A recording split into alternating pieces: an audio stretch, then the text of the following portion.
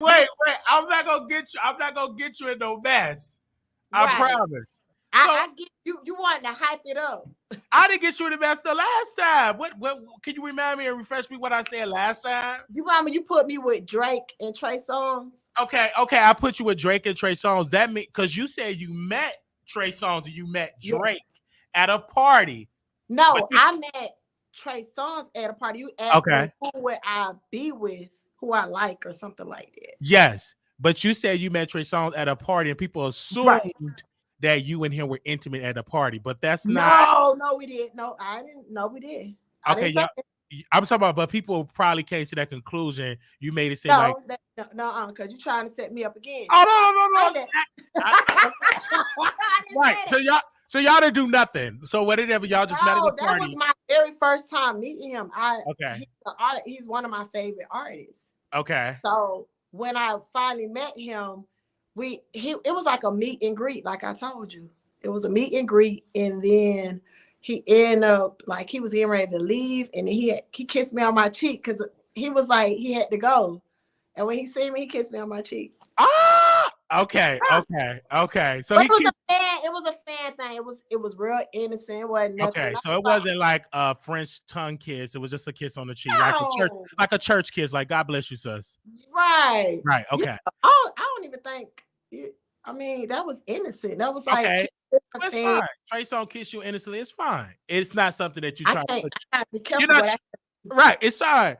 But we have over here. We have an author, entrepreneur, JustShupier in the building, back on the show. And you know what? I thought about you because I'm like about the dating. It's a lot of things that's going on the internet. May he rest in peace, Kevin Samuels. How old are you? Okay, you 30s, 40s. Yeah, I'm in my 30s. You in your 30s. So according to Kevin Samuels, you're on your way on the clearance rack when it comes to dating. Right. Okay. So I want to ask you if you probably make multiple bags, correct? Would that be accurate that you make a decent amount of money? Yes. So would you date a man, let's say if that man was a CNA and he only make $15 an hour, would you date that guy and be intimate with that guy knowing that he making $15 an hour? Would you give him a chance? Yes. You would give him a chance? I would give him a chance. Would you submit to him or be obedient to him if y'all were to get married? Can you submit to a man that's bringing less money to you if it gets to that moment? Right. I mean, you got to understand some men are not able to be in the same position as a woman. She may have a better career, but I'm not going to make him feel less of a man because he makes $15. Oh, so you're one of the good women. Right. Okay. I feel like a man. Okay. Now, I brought you on because I want to talk about dating because everybody said, hey, you always bring guys on, blah, blah, blah. You need women on. So are you in a relationship? No. You're not in a relationship. So you're in an entanglement. Are you in an entanglement? Is it a Netflix entangle? Is you in an entanglement? Or no, I just don't like to talk about my relationship. I keep that private. You keep that private. But you beautiful. So how would a guy know not to flirt with you if you keep the relationship private? Because I have boundaries. So if he's flirting, I know how to just kind of cut it off. You know how to cut it off. But you are taking you off but you say you're not off the market. No, because it's not a committed relationship. It's not. So it's open. So you can bust it wide open with another dude. No. That's what. No. It's we're dating. We're getting to know each other. Y'all dating, but you can still, if you were to have a one night stand with a dude, you okay to do that? I don't do one night stands. Okay. No. Is he allowed to do a one night stand? No, he's not allowed. Wow, that's new. I thought if you just talking in the interview process, you could still be out there smashing somebody else. No, he's mine. He's yours. He's mine. Interesting. We're talking. Interesting. You got to tell me how you will be when you're with me. Interesting. Do he have any children? No. So you have children, correct? Yes. And he's okay with that? Yes. He wants me, so it comes with the whole package. I want to ask you something as an author, because when you write, are you be open to talk about this new dating scene, like how to find love as a mother, because I would love to read books where because most of the people in the dating world are single mothers and they Right. have children. So what advice do you give to women that want to date? Because when do you bring the kids up? Do you bring them up on the first date, say, hey, I got kids, or do you wait to the 10th date? When do the kids get mentioned? Can you share that moment when you were comfortable in sharing that? Um, I honestly feel like get to know that individual before you even bring your children into the picture. Just get to know them, like see what they're all about. Because a man will tell on them on themselves, and then you ask certain questions, like especially if he doesn't have any children, he's not going to be used to dealing with children, so he may not like children because he don't have to deal with them. So that's something that that woman needs to kind of, get to know about him, because he may be an uncle. So that would kind of tell like, oh, he probably do like children. But if he doesn't have any nieces, nephews, or anything like that, she has to understand that he may not be used to children being around. He may be the type of man that's used to a certain amount of attention, and she may not be able to give that because she has children. So I just strongly advise women just to get to know him first, get to know his background. And once you know that, and you see that, okay, because when you're in your late 30s, early 40s, you know what you want. You kind of have an idea because you done went around, you don't play. Say that again. No, I say absolutely. You're right. When you get to that moment, you know what you want. You know what you want. So when you with that man and you get to know him, you go on a couple of dates, you kind of have an idea if you're going to go forward with him or if you're just going to cut it off and go to the next. Absolutely. Absolutely. And you're grown. So you're not with the games. No. And for me, I'm not used to children. So it'd be difficult for me to date a female with children because I need all the attention because I don't have children. Children make a lot of noise. I'm an uncle, so they make a lot of noise. And I get irritated because I'm not used to that type of noise. I'm not used to, I'm used to, hey, let's get it in. You must not be the favorite uncle if you don't like children like that. I am somewhat the favorite, but I'm a disciplinary. Like, I don't like all the noise. It got to be silent. I can't do all that crying for nothing. Like, what did you cry for? But I come in, I buy stuff. I'm the type of uncle, I buy stuff and then I leave. I come for a little while, hey, because I can't be there long term because kids. Well, then to talk to a more mature woman, a more seasoned woman. That's true. Her children are probably 15. That's true. Like, they got to be a little older. They're more independent. I like to sleep, so I can't be. Right. And people with infants, they up. But I just love the fact that you brought it up, that it's an understanding that you would know right in there if he's comfortable with it or not. What do you say about women that broke, got a low credit score, multiple baby daddies, but they go on Kendra G and they say, hey, I want a 6'2" guy. He got to make 6 figures. Do you think that's do you think, honest, as a woman, do you think that they can get that type of man, multiple kids in the back, they got on a bonnet, and they'll say, well, I want a man 6'2" with 6 feet, and he can't have no kids? I believe a woman can have anything she wants. Some men like ratchet women. I understand that, but do you think that's practical for them to get that type of man? You can easily get a man, but a man that's making 6 figures legally, is it possible? Because 9 out of 10, usually those type of men, they are very structured. They know what they want. And their woman has to be on a certain level of class.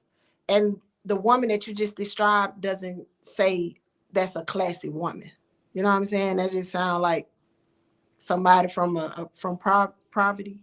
But right, because I be, nice. Because do you watch Kendra? Do you be watching like single, when she do that show about the singles and going on the show? Have you ever watched that or consumed that? Okay. Because I always know it's always something like the black woman is up there with a bonnet on, or she look raggedy looking, and she got kids in the back. And she said, well, I want a man 6'2" and he makes 6 figures, make a lot of money. And I'm like, but right, and you're not even presentable. And it was a brother on there. He explained it so well. You're not even presenting yourself to even qualify to want a man like that, because ain't a man with 6 figures want a woman with a bonnet on, because he have to show you and take you outside with his partners or with his business partner events, and you can't show up with no bonnet on. Because at the end of the day, you're a reflection of him. Exactly. You already So figured exactly. I'm sure that type of man with that, that type of status, like he doesn't just want anybody on the side of him. Facts. That's true. Usually they want a trophy. They want the best Exactly. thing. And Exactly. Because, so ladies and gentlemen, I have JustShupier on. She's answering questions about dating. Because at first she was like, "Oh, you try to give me some mess with Trey Songz," but let's be clear, she is so beautiful. Like I be posting her, and I like you're beautiful. You're very beautiful, and that man is very lucky because number one, you love the Lord. yeah, Okay, you love the Lord. So, are you the type of woman that love the Lord, where you're a born again virgin and you're no. saving yourself for your man? I, Or no? with my man, I am very nasty. With your man, you're very. I'm very nasty with him. Okay. No, I'm just saying, like, you can dance with him now, even though y'all dating, or you're gonna wait till you get married for him to put a ring on it. No, he gotta test drive the car. Okay, okay. I like that. He I gotta like that. he I gotta like that. test drive the Tesla, the Range Rover. So you gotta test it and everything like that. Right. Yeah. Is it true? Because I was reading a statistic here, me and my producer, that we was reading data that about 60% of women have not reached an orgasm. Is that a true statistic? Out of that, have never have reached orgasm? As a hairstylist, Is it that challenging? yes, because women they're not in tune with their bodies. Mm. Oh, it's like sometimes some women, I'm not gonna say all, they're so focused on pleasing that man that they're not being pleased. Because like some women just want a man that bad. So it's some are fake, Because my thing is this, I was listening to Offset and he said something very verbatim. It's mental, and he makes sure his woman reach orgasm. I think right. the issue with a lot of dudes, they just worry about hitting it and getting theirs, and that's Right. it. They done with it. And some women don't sit and tell them because it could be embarrassing. Like you telling a man, hey, you're not stroking me right. That could be embarrassing because you don't mess up his ego. Exactly. But I always tell my women that knows me personally, I say, men, it's 4 things men want. It's food, money, sex, and peace. If you're not providing those things for that man, he's gonna probably, move to the next. Because my thing is this, like, because this podcast came out and I thought about you coming on the show, and the dude was like, I like getting my butt ate by a female. And the reaction of the female is like, oh my gosh, she got to be gay. So if your guy or dude put his butt in your face, are you down to eat it? It's not even him putting his butt in my face. No. No. But I will say this. When it comes down to my man, the chemistry, whoever get this, the chemistry has to be high. So whatever that comes with, if he likes certain things, then yes, it's gonna happen because you're gonna naturally want to please your man. So if it's licking on the booty hole, you're gonna do it. Exactly. Especially if he make more money than you and he's really providing a good life for you financially. Well, be quiet. Listen, if you, that's supposed to be fun. Yeah, absolutely. Right. Absolutely. You supposed to really drive him, wait, no, not the one. I'm done. Wait a minute. Oh, wait. Please. Hey. I'm just asking because, like, if we intimate in the bed, I pumped it. You won't describe like you because you're nasty. You would do it, but it's some women that don't like that to do that. But men would do it to them.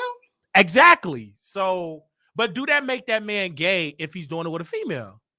No, if like I say, like when you really in tune with your body, just when you really in tune with sex and you have this real strong chemistry with that individual, like it shouldn't be no boundaries. Exactly. Just have fun. Absolutely. So we have this author, entrepreneur, I would say public speaker on talking about dating, and she's going all the way there. And it's so good, amazing that you have this woman on. I mean, JustShupier, you are being honest and saying, yes, I don't mind it being intimate. I don't know other way. Okay. I look to be validated by people. Absolutely. Everybody have their own opinion. You are entitled to your own opinion. You're entitled to your own feelings. And it's just how I feel. Like, that's why I say me with my men. Whatever another woman prefer in her relationship, that's on her. I don't like it. You know, that's how you feel. But women gotta understand that's why men marry strippers, because they explore. Sex is an art. You Mm. have fun with it. If not, he's gonna go to the next. Someone said, "Speak for yourself," but I just think that and she are, but I just think that it's more women that are into doing those things, but publicly they say they won't do it because they don't want to be judged, because Right. people think that they got to be on the down low if he wants that done. Right. I mean, at the end of the day, no one should know you licking booty. That's between you and your man. Mm. You know, some people, some men, you know what I mean, some women like they toes suck. Does that make you I mean, that's part of the body that shouldn't go in your mouth, just like, you know, the booty hole. It shouldn't go in your mouth. And also, you an artist, so you Right. paint, correct? So you did that Right. portrait. Design, yes. That's like a little hobby of mine. Mm-hmm. So you did that behind you. Yes, I did that behind me. So, because Nate asks her, can I have one of her background pictures? So, what can they purchase that? I do custom canvases. So this glass, I don't sell that. So, yeah, that's glass. So I was inspired. I did an actual gold wall with feathers with the artwork. But yeah. Wow. But I would create your actual design. They can pay me to create their design. I would create for them. I'll tell them where to go buy the pieces. And it could be like a DIY, do it yourself, and project. So yeah, I do those. Absolutely. It's just amazing that you do all of that. And also I believe that, and I told you last time that you are a minister, because we need more women to be honest of how to get a man. I gotta ask you this question because I'm from the old school.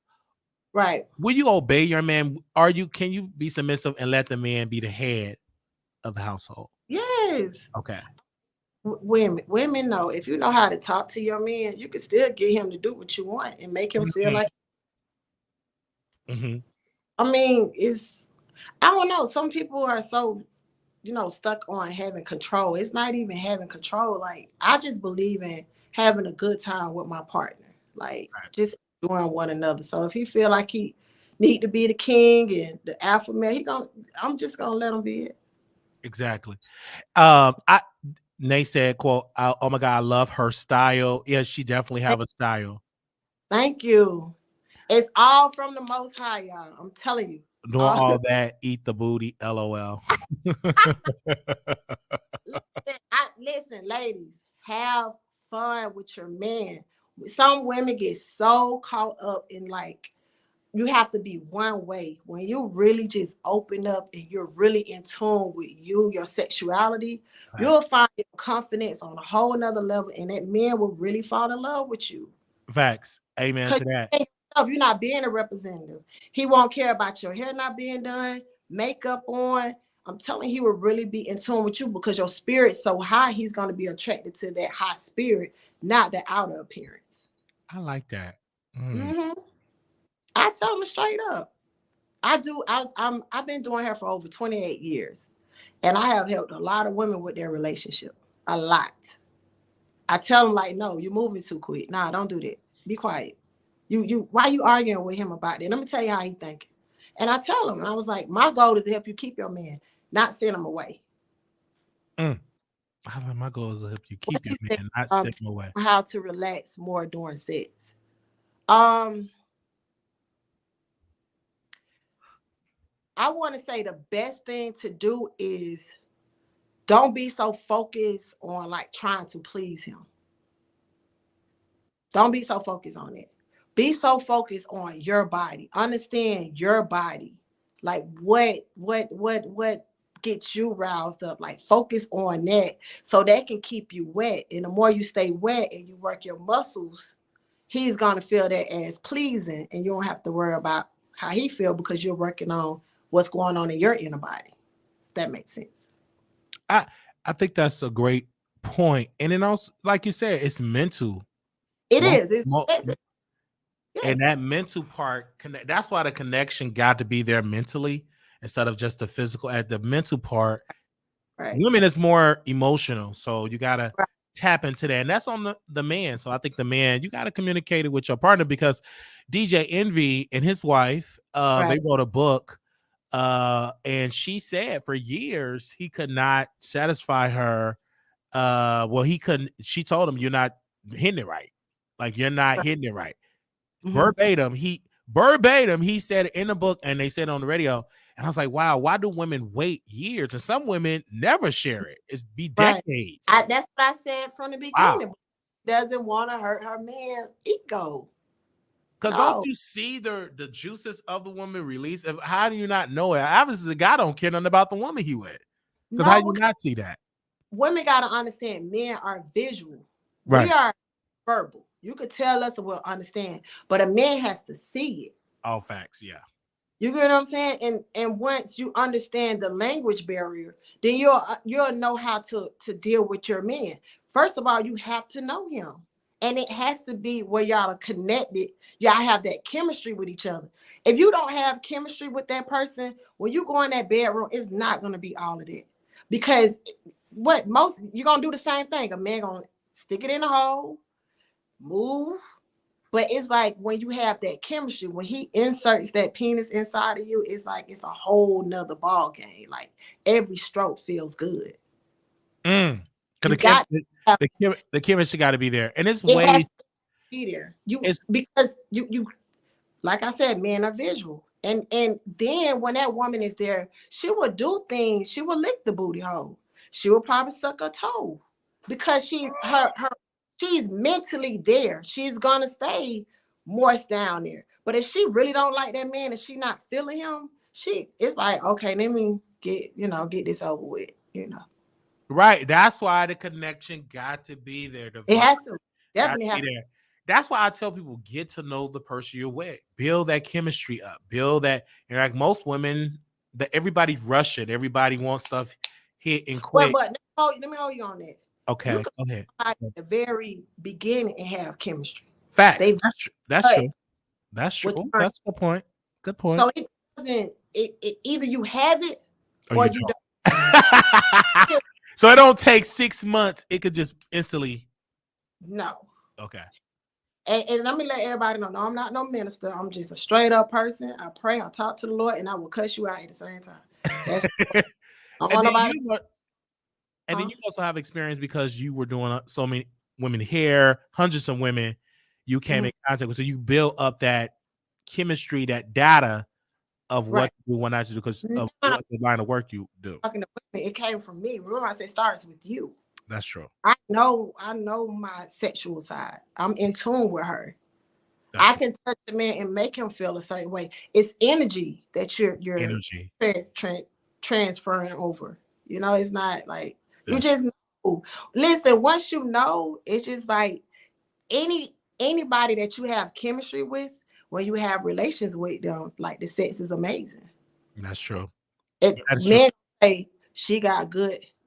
What they say, not at all. I'm trying to keep up with y'all comments. Okay, and some men do want a woman with ambition too. It ain't just looks. Yeah, we talked about that earlier. You're right. Yes, but we're not talking about chemistry. That's we talk about chemistry. Terry said, "Quote: Men do not care about our degrees." I'm telling y'all, of course, they want a smart woman, but at the end of the day, are you visual appealing to him? Is the question? Are you You got everybody is not the same because I don't see fine men with unattractive women. That's true. I've seen a lot of that. I'm telling you, chemistry does not have any looks. Chemistry.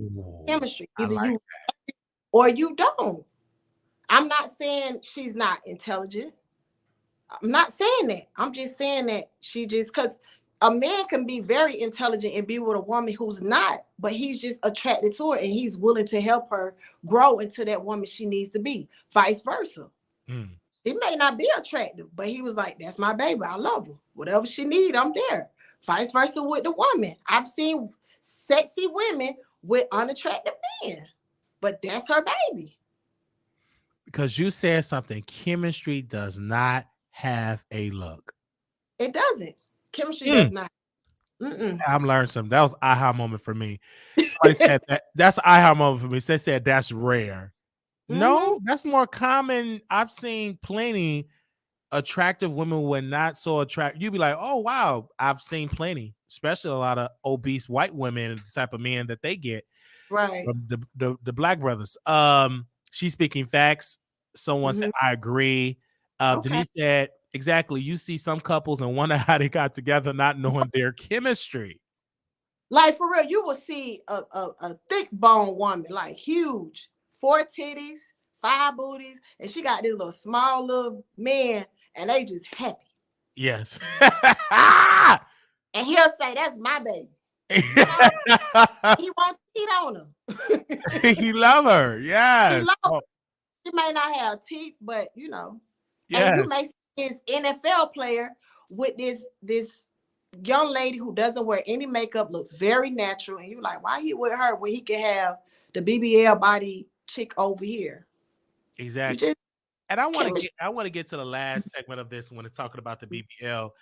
Brothers that I talk to in the barbershop and we had these conversations, they don't like the BBLs. Like they say it's not, it don't feel the same. Some brothers don't really like it. They say it's disgusting looking.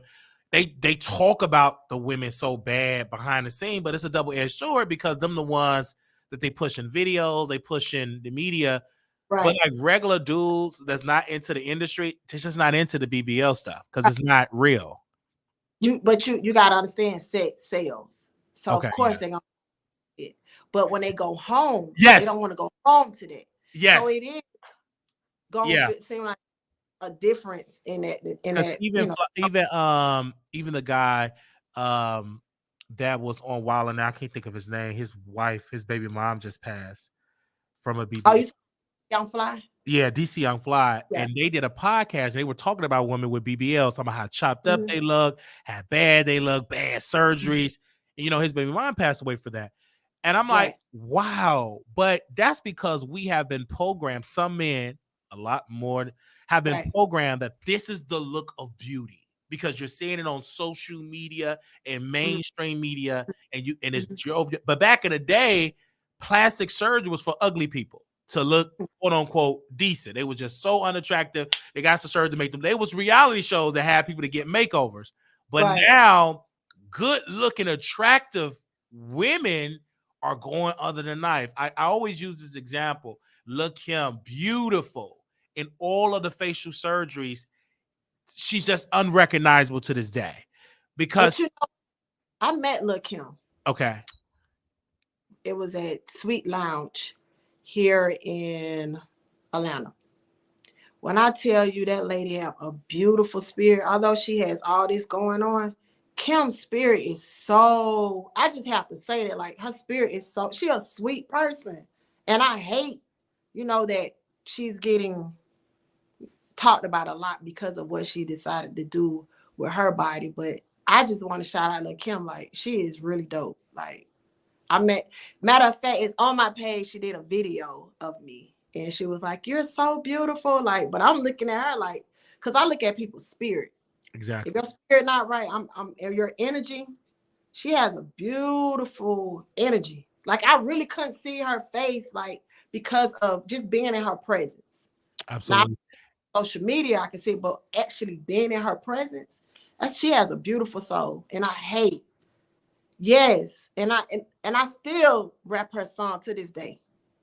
And I want to say, because funny you said that, I was reading Danny Boy Stewart book. He wrote a book called Stranded on Death Row. When he was out of his luck, broke and everything, he was working as a waiter at a restaurant, and Lil' Kim tipped him $100 and said, keep your head up. And I was shocked that he wrote that about her.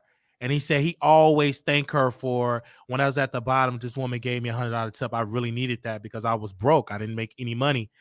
And it's just amazing. Everybody that I've heard about Lil' Kim, they always sing her praises. Not so much about Nicki.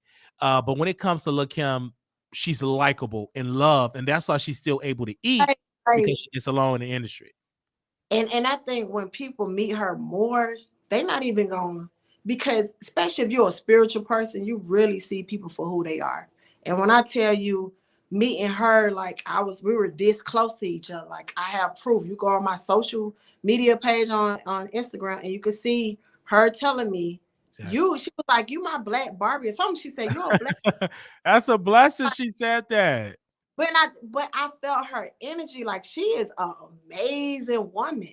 Like I hate that, people just Because her outer appearance. I was telling my friend, I was like, no matter what they said about Lil' Kim, when Janet Jackson was on tour and one of the acts couldn't make it, they had a Walk of Fame. They was on the Hollywood Walk of Fame, and she called Lil' Kim, like the team called her, because they don't understand Lil' Kim is so connected because and this reminds me of relationship building trumps anything. Right. Like if you got a good vibe, people will still work for you decades later, and that's something that Lil' Kim can bank on because she's a good person. I never heard her being like shady, nasty, and mean towards the younger women. I've always heard uplifting, not so much for Nicki, not so much for her, but for Lil' Kim, I really see that talent in her, that skill in her. Right.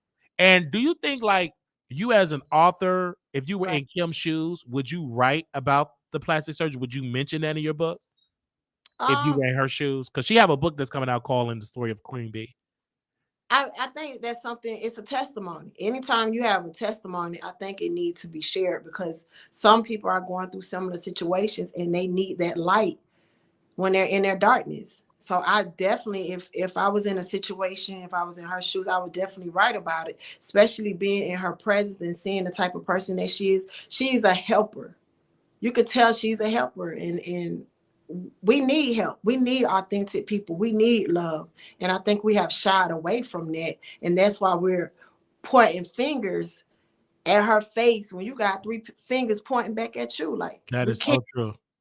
We can't talk. So yeah, that's so true. That's why I was on my show. I was telling like Nikki, Erica Banks, and all these other women. I said, be careful with the knife because you could become unrecognizable. And I'm talking about some beautiful women. Even K. Michelle talked about the effects of BBLs, and she came out. I was shocked, and she said it was making me sick. And she said on the record to Wendy Williams, she said, "quote There's plenty of women in the industry that are suffering in their bodies because of those surgeries, but they don't want to say anything." And they're not talking about it. And it's like it's okay, but women need to understand it's okay to be you. You don't have to be the representative. Be you. Everybody else is taken. Absolutely. That's why I haven't had any plastic surgery. I will go work out. I love my slim body. I love it. So you don't need it. Thank you. And I give all the glory to God. But at the end of the day, it just boils down to how you feel about you. Exactly. Exactly. I love that. What somebody else think of you, like, but it takes growth to even get growth. Right. It takes growth. It takes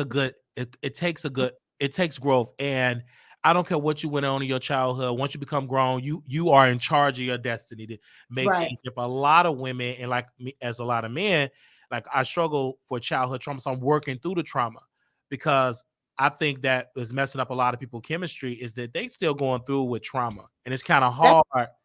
It's about putting it all on paper. I get people to put untold stories on paper. I start off with mine. You are definitely right about trauma. Trauma will affect your relationships, not just a relationship with your man or your woman. Relationship, yes. And then you wonder people don't like you, or you wonder why you are by yourself, or you wonder why you can't be in a crowded room with a lot of people at the same time. Like you really have to go back to that childhood trauma. You have to deal with that person before you continue to be the person that you need to be. You're right. Absolutely. Yeah. Absolutely. Absolutely. I just want to thank, also too, you're the founder of the Pink Triangle. What is that all about? Hey, baby, listen. Pink Triangle. We talked about that before, but the upgrade, look at that. That's your line, your fashion line? Yeah, this is my fashion line. Yeah. I'm getting rid of this collection because I'm coming out with my new collection. What is your new collection? Is you gonna have a premiere party and all that? I'm definitely this time I have a fashion show. I'm gonna go big. I want to go there. I want to attend. Yeah, it's gonna be really nice because I really put a lot of thought into it. So yes, we haven't never seen these type of bags. They're clutch bags. They It's so all have beautiful. And they got the pink and inside is pink inside. pink. Yes. That is beautiful. Yes. But yeah, right. And you know what? I had a client in Nigeria that has my purse. Yeah. Wow. And I just did Sheen magazine. They just featured me, and I was super excited about that. So it is definitely growing. I'm going on to the next collection because I change each collection. So when you get your bag, you will have a exclusive bag. So yes. Once these are gone, that's it. I'm not going back at all. So yes, and and you can make sure you guys, I will send the information. Do you have the website? Yes, it's pinktrianglecollection.com. pinktrianglecollections.com, you guys. And of course, I will have no, that. not collection, not with an S, just collection. Oh, collection. Okay. Yeah. And I'm gonna actually get it off your profile right now so they can so they can go and click on it right now. Yes, and I have outfits on there, and I'm doing 40% off Friday. So I'm going live on Facebook. And it will it will be on the website. So all you have to do is type in I think I have Pink Triangle. I'm it's Pink Friday. That's your code for your 40% off. Okay. I just dropped it, your Instagram in there. If anybody want to follow your Instagram with your collection, and I'm going to actually drop the link to your website so they can have that as well. So they go directly there and buy the products. On page, if you go to JustShupier, if you type in that, all my pages from my hair, my book, interior designing, my purse, all the pages are there. You can inbox me, and I talk to you guys. I'm not like that. Yes. Go and get the product. Oh my God. I wish I can't wait to see you in person. This was a better interview than last before. We didn't get you involved with Offset or with Blueface or anybody. So so I on your show. Cause you get a big show. Like, let's talk. Stop so perfect. Yes, I love that you just kept it real, and I can't wait to meet you in person. And make sure y'all go get her products. Again, how can people get in contact with you on your social media? It's JustShupier. They can see the name on there, JustShupier. If you type in that, all my social medias will pop up. You can find me on Facebook. You can find me on Twitter. You can find me on TikTok. You can find me on Instagram. And also you have movies on Tubi as well. TV. So if you type in Shapier Jones, you'll see me with Clinton Powell, Travis Spear, all them good people. So they are great movies. Shout out to Alizé Elise, the writer and producer of Flowers, and she has a lot of movies, so she's doing her thing. But yes, and people say they remember you from last time. They said one lady said, yes, I definitely remember her. LOL. And Denise, I hope y'all love me, because I have to keep it real. I'm gonna be y'all voice. I'm gonna say the things I won't say.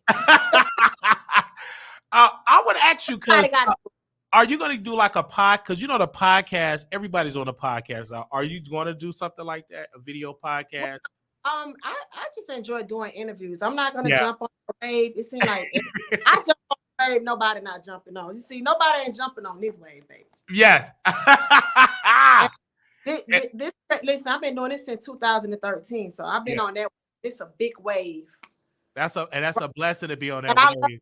Roger, huh? That's a blessing to be on that wave, being your own boss, and it look like it's good material. Is that leather? Yes, it's leather. That's leather.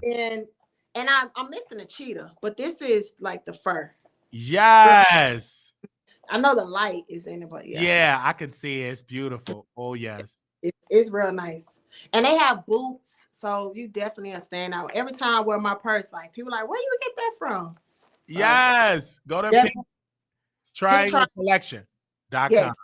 It's right there, you guys. I posted in the comments. I pinned it. And I'm giving away a free purse. So I'm doing a $3 raffle, because I really want my girls to have their own, unique bag. Like, absolutely. My women deserve that. Absolutely. Yeah, I don't remember, but I hope she comes back in the future. Oh, thank you. Nice to see some eye candy on here for a change. That's pretty. They said, I like that purse. Thank you. Well, come Friday on Facebook so y'all can win. You can win a Yes. purse. So I'm gonna share. Just remind me to share your Facebook so they know that I'm tune into your Facebook. But JustShupier, I love you, and I love amazing. I just I'm so glad you're back on the show. I was honored to you. And have you you know back. what? I want to tell everybody that's watching this show, Yes. everybody going through something. I want y'all to just have gratitude and be thankful for what you have. Because we don't know when our last day is. And I just want y'all just to be grateful for that little thing that God has given you. And I promise you, the more energy you put into that little thing, you're not going to focus on that negative energy, because negative and positive end up being negative. But when you have a positive and a positive, it turns into something positive. So I just want to tell all of you, I don't know what y'all going through, but I want to encourage you today that you're going to get through your situation, because there's somebody on here that's watching that need this. You're going to get through your situation, and no devil in hell is going to detour you for what you got going on. God is sending that stuff your way to build your character, to build you stronger. You had to go through that stuff because it's things that you have to learn. But I'm telling you right now, I promise you, do not give up. You're going to make it. Oh, yes. Amen to that. You're going to make it. I don't know. Oh, They needed that. And I'm saying it right now. I'm sending good energy to you right now. And what you need to do, you need to really cry out to God, because you're so tough that you holding that stuff in. Let it go. Let it go. Let it out. Oh, what they said, Tupac. they said that Tupac art is dope. Oh. Amen. And they say amen to that. Thank you so very much, JustShupier. You're welcome. Coming on the Wiley Show. Make sure y'all go check her out. Yes. Type her name, she's everywhere. If you got any questions, you have a problem finding, let me know, and I will send you all her information. It's gonna be all in the video. Thank you for coming on and keeping it real. Thank you. And you be blessed. You too. Bye-bye. Okay. That was amazing, you guys, that she had came on the show. God is so good. And so now we're gonna go to our other segment here. We're gonna be talking about insurance. Okay. What? We're gonna talk about burial insurance. Okay, life insurance. So one of my good friends, he did pass away. Everybody know him. I called him Robert, but that's his biological name, but everybody called him Rock. He passed away. He lost his battle to cancer. But one of the main controversies in this matter is he didn't have insurance. And so I'm probably going to have somebody go on speaking about the importance of insurance. And I really want to ask this woman a question because she works with State Farm. I want to ask her a question. Should the law change to make burial insurance open to people that do have cancer? I'm hearing reports if you have some type of cancer that you can't get burial insurance. If you got cancer, if you're on chemo, they want to prove you. I need to know, is that true or not? So I don't know if she's going to call in right now or not, but because this whole thing, I'm going to give a GoFundMe. Let's do a GoFundMe. He put a GoFundMe, and of course he passed away. Towards the end, he was asking for funding for his hospice care and all of that.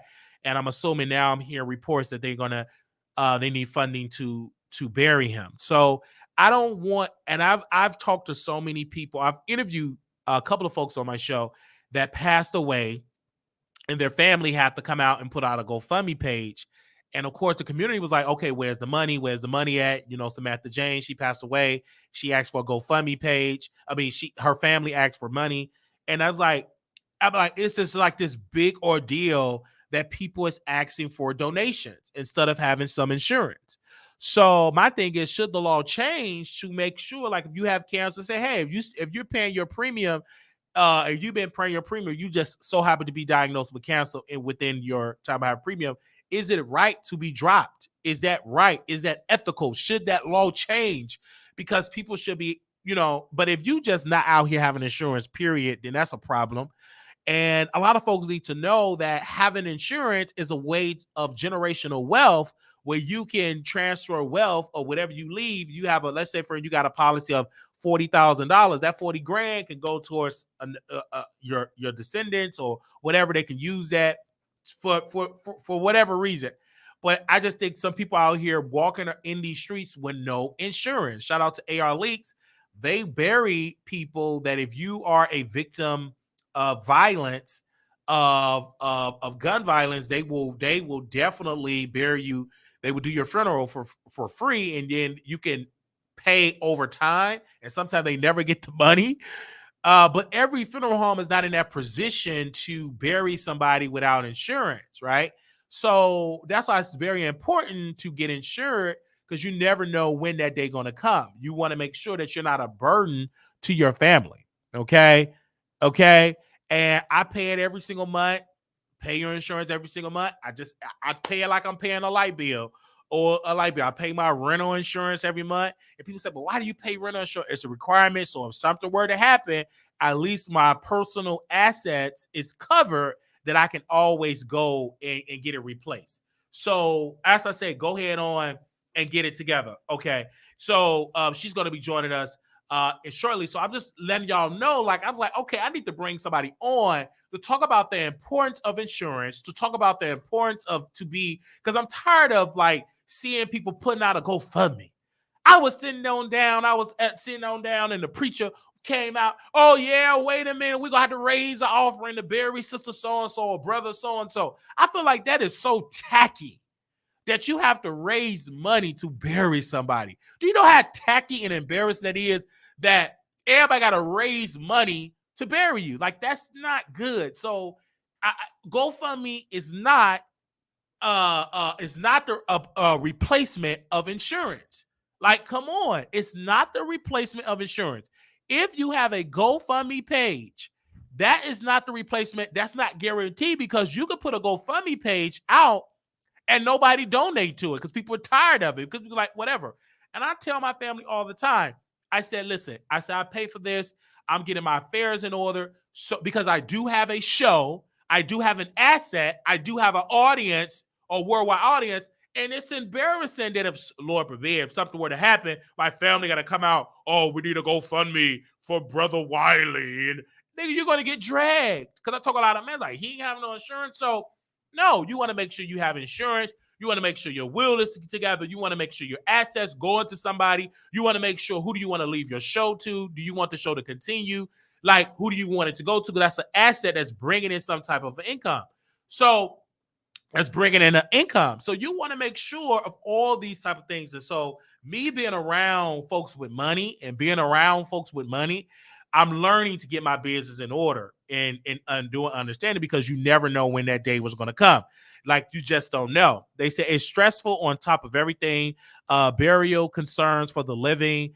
Dead people don't care. Absolutely. That's why it's for the living. And so for you, if you love your family, then you won't be a burden to your family, knowing, you know what I mean? Don't be a burden to your family. Put your children in, get them a policy, get the policy, because you need it. And I feel like the more Black folks get a policy, the more changes in government will happen, because the more of us insured, the less likely of you to be deleted by a cop, by a gang member, by your ops, because insurance companies going to make sure that they deregulate the gun purchases, that they you know what I'm saying, that they come hard against cops that's wiping you out. Because if everybody be like this, if everybody be like, okay, I'm gonna get $100,000, everybody getting $100,000 policy. This one getting $500,000 policy, and you think twice to delete all these people, because a generation of Black folks is going to gain all of this wealth. And I'm talking about from birth. Everybody got a $500,000 or a minimum of $80,000 policy, $100,000 policy, and then they're gonna think twice of just wiping you out, because they don't want to give that wealth to the next person, to the next generation. So that's why it's so important. I will never forget it. I was at I was at an event. Okay, I was definitely at an hold on one second. Okay. I was at an event, not an event, at a memorial, because someone was passed away. I forgot his name really quickly, but it was a young brother that testified in a case, and he was deleted, and he got deleted, and he had and so one of the activists got up and said, it's very important that everybody get an insurance policy, because if every Black man, just particularly every Black man, get a policy, so it will go down. I'm like, but why? She was explaining, because they're not gonna want to keep deleting you all, and your family's cashing in on so much wealth, plus the wealth that you're gonna get from a wrongful death suit from the police department. So they just stop it. Okay. So I can't think of his name at this very moment, but I remember being there and I met a reporter there from the Washington Post, and I was outside recording it. This was the Wiley Show. We was there in Dallas, and I remember that activist. She said those words, and from that day, from that moment, that will make me go get a policy, because I'm like, I don't want my family to have a need to be worried about how to bury me. I don't want to put that unburden on my family, put that burden on my family. So it's very important to get a policy. Okay. Very important. So, but I remember I was there with that young brother, and at his thing. So definitely doing that. Okay, so now we have the one and only hello, Miss Jack. Is how you pronounce your first name? Leah Jackson. So I was opening up the show talking about the importance of having insurance. Oh yeah. Because it's not right to leave the burden to the public, putting the GoFundMe and say, can y'all help me pay for my son, daughter, whomever funeral? Because I've always been told this, that a GoFundMe is not a life insurance policy. You have that correct. So, and I was shocked how little amount you have to pay when you're young getting a life insurance policy. Because a lot of people don't know, like, it's not that much money to get a policy. So can you talk about what you do? If you want to introduce yourself to my audience, I gave them a little intro about the importance of having a life insurance policy. So, because it's their first time seeing you. Yeah, no, thank you. First of all, thank you for having me. You got me right. My name is Leah Jackson. I have been blessed to work as a State Farm representative for the past 7 years. Actually, in October, I just celebrated my 7th anniversary, and I'm licensed to sell all lines of business, like auto insurance, home insurance, life insurance, you name it. Anything you can insure, I can do. Okay. But what you named life insurance is the most important, and actually the first license that I obtained. And I was 22 at the time, trying to educate people 3 times my age or half my age about the importance of it. But I'm true to that. Like you said, I'd rather see a life insurance policy before a GoFundMe any day, especially when you're young, because you can lock in a really cheap rate. And it's really more affordable than most people believe. And although you might get it with, your employment, you always want to get a policy, standalone policy for yourself. And, that's yours to take, and you can design it the way you need to that fits your budget. So absolutely. Yeah. So what is the best one? Because everybody say term life and whole life. So what is the difference between those two? Okay, excellent. So there's 2 different types of life insurance. It's term and whole life insurance, or permanent life insurance. Okay. To make things simple, term insurance is when you're renting life insurance for a certain amount of time. Okay. So you can rent life insurance for 10, 20, or 30 years with me. Some carriers do like 5-year plans or maybe even longer, but you'll typically see 10, 20, or 30 years, depending on age. If you wait till, you're 45 or over 50, you might only see options for 10 or 20 years. So this is why, again, you want to take advantage when you're really young. But term insurance will be the cheapest insurance you can find out there. It's really affordable. You can usually get a policy that's $100,000 as far as coverage goes, and it could be anywhere between $10 to, depending on how much coverage you want, could go anywhere higher, but it's very cheap and affordable. And you really get term insurance when you have a lot of debts on your back right now, more monkeys on your back. So that's like, when you want to pay off a home, or you got credit cards and kids and plans in the future that you want to make sure you have, life insurance for. That's what you get term insurance for.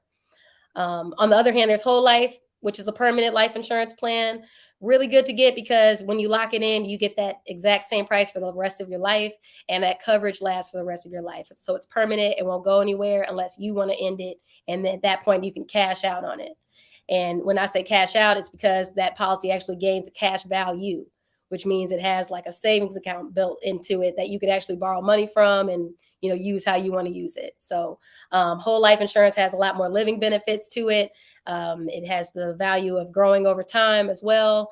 It could be used as collateral, so it has a lot more component to it, but it could be a little bit more pricey. But it's either or. If you can get something, it's good to have it. Yeah, because that's how I'm gonna probably get, like, because of the option whole life. I just love to just have it. You know what I'm saying? Because I don't have to worry about it. And then like 30 years, you're 60 some years old, then it's just bet for me. It's just best to just have whole, especially me when you're young. Because I remember, like, even like with insurance, because a lot of families, they just get to, like, they don't want to spend it, but you spend Gucci, you got expensive shoes. Like, you have to have, like me, I'm a public figure, and I'm gonna say this story. Like, it's embarrassing. My family had to say, we gotta bury Wiley. They're gonna drag the family. I'm like, he talk all this mess about celebrities. Y'all don't have no money. Where's all the cash? Because I remember Grandma Holla, she was a social media figure. She was doing all that cussing and blah, blah, blah. But her family had to ask for a GoFundMe. And the first thing the Shade Room said in the post, what happened to all those cash apps? But it's very important to get it before you get in your 90s and 80s, because it was a time historically that they did not want to get Black folks to get insurance. Like, it was hard because it was the economic base. The white folks did not want us to get any type of money to buy land, so they kind of prevented us from getting insurance. But now that's over. Now you can get policies, but a lot of Black people still is conditioned of thinking that's not a necessity. That's just like, oh, okay, it's if I get to it, but you may need it. We all gonna die one day, until if you believe in G till you come back. So it's good to have it. I do want to ask you this though, when it comes to business and all the other type of insurance, when it comes to car insurance, Yeah. is it important to keep? Because I have people that have cars with no driver's license. So can they get insurance? Because this is a question that came up. Can they get insurance without having a driver's license? I do know that there are carriers that can allow that. Okay. State Farm, they're not one of those carriers, unfortunately. But trust me, I'm not judging if you don't have a license, because there are certain carriers that do allow that.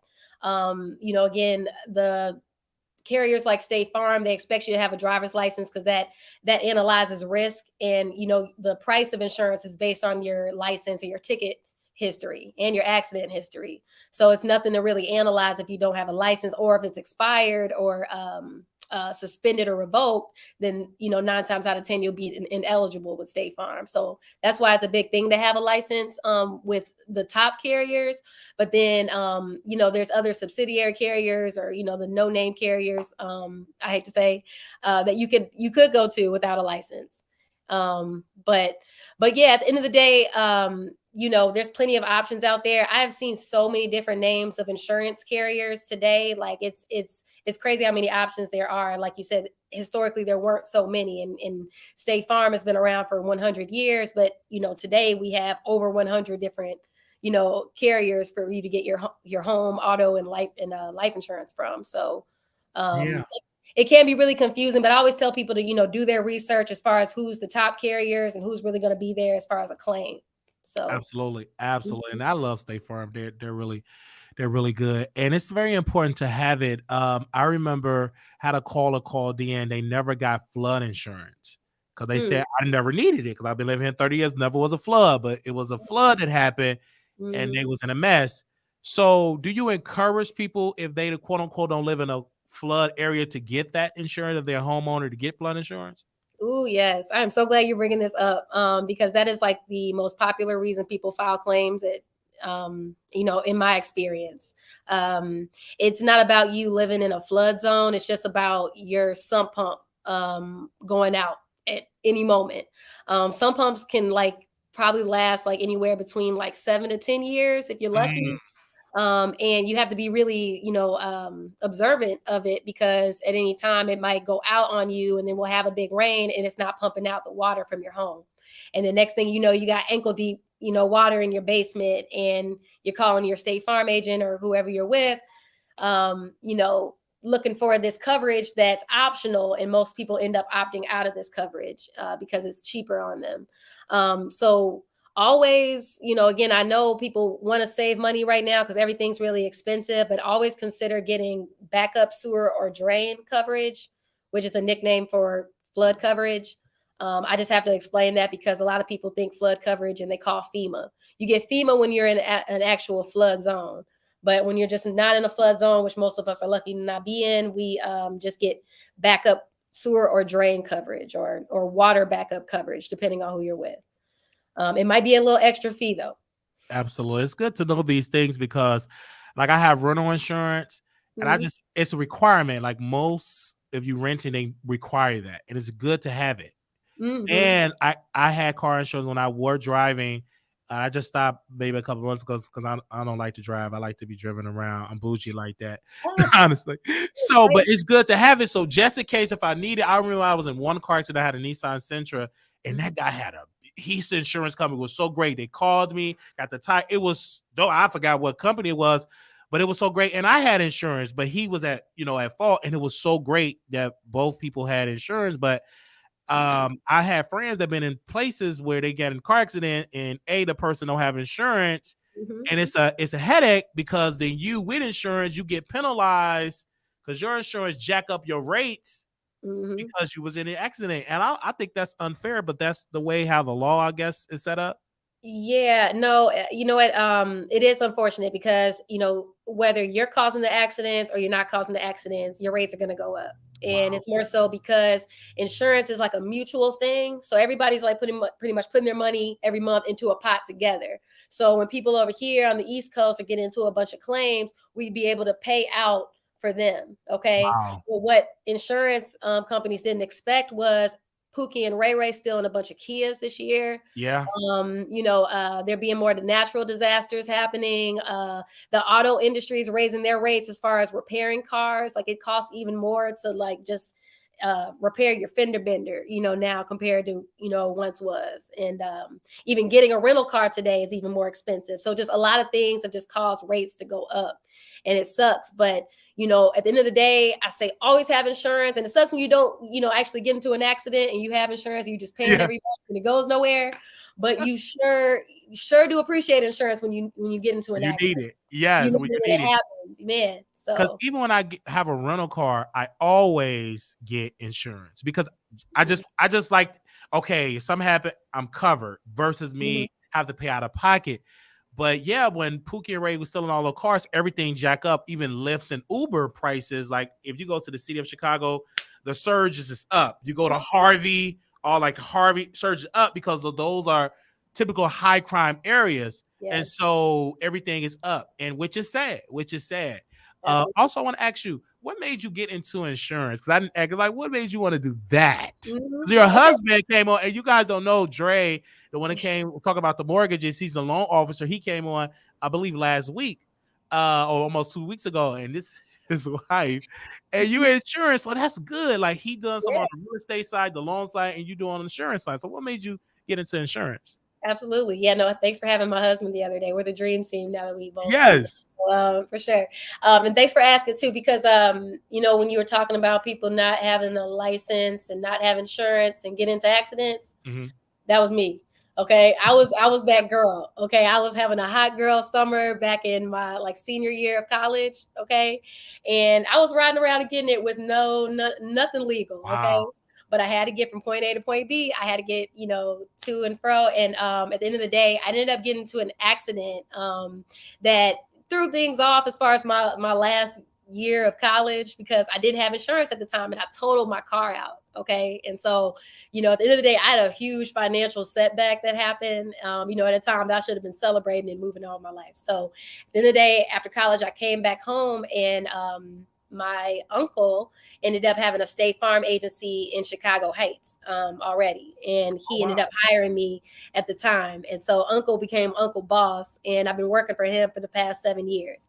And it really just started where I was just an office assistant, just helping him file papers and stuff. And then he just offered me that life insurance license I was talking about. And I was just 22 at the time, just, not really knowing what would come of it. And from life insurance came the auto and home and property and casualty. And I just got my health insurance license and now I'm studying for security so I can do investments and stuff like that. So I can then have my own agency in the next year. So, yeah, so it kind of happened all because of an accident. I got into a bad car accident, no insurance, and now I sell it. So I just tell people the real, because I've been there, and I really just try to tell people like, hey, you need insurance, because I know how bad it is when you don't have it. Absolutely. It's so good to have it. Even like speaking about when it comes to police brutality, young men and women are being killed at a high rate. And some activists came, some happened in Dallas, and she said with the mic, and she said, if more Black folks get insurance, there will be less deaths by the hands of the police. Because if the average person get like a $40,000, $50,000, or let's say $100,000 policy whole term, that kind of will bankrupt the insurance company, and the insurance company will go to Congress and say, hey, you got to put some laws in the book to tell these officers to stop just shooting unarmed Black folks, because they be getting $100,000, $200,000. They come into a whole lot of money, plus the money that they're going to get from suing the police department. So do you think you see that working if more Black folks were to get that we would have more protections from that? Yeah, why not? Why not? I love it. I only, issue I had was I guess it would have to be a lot of deaths for insurance companies to become bankrupt.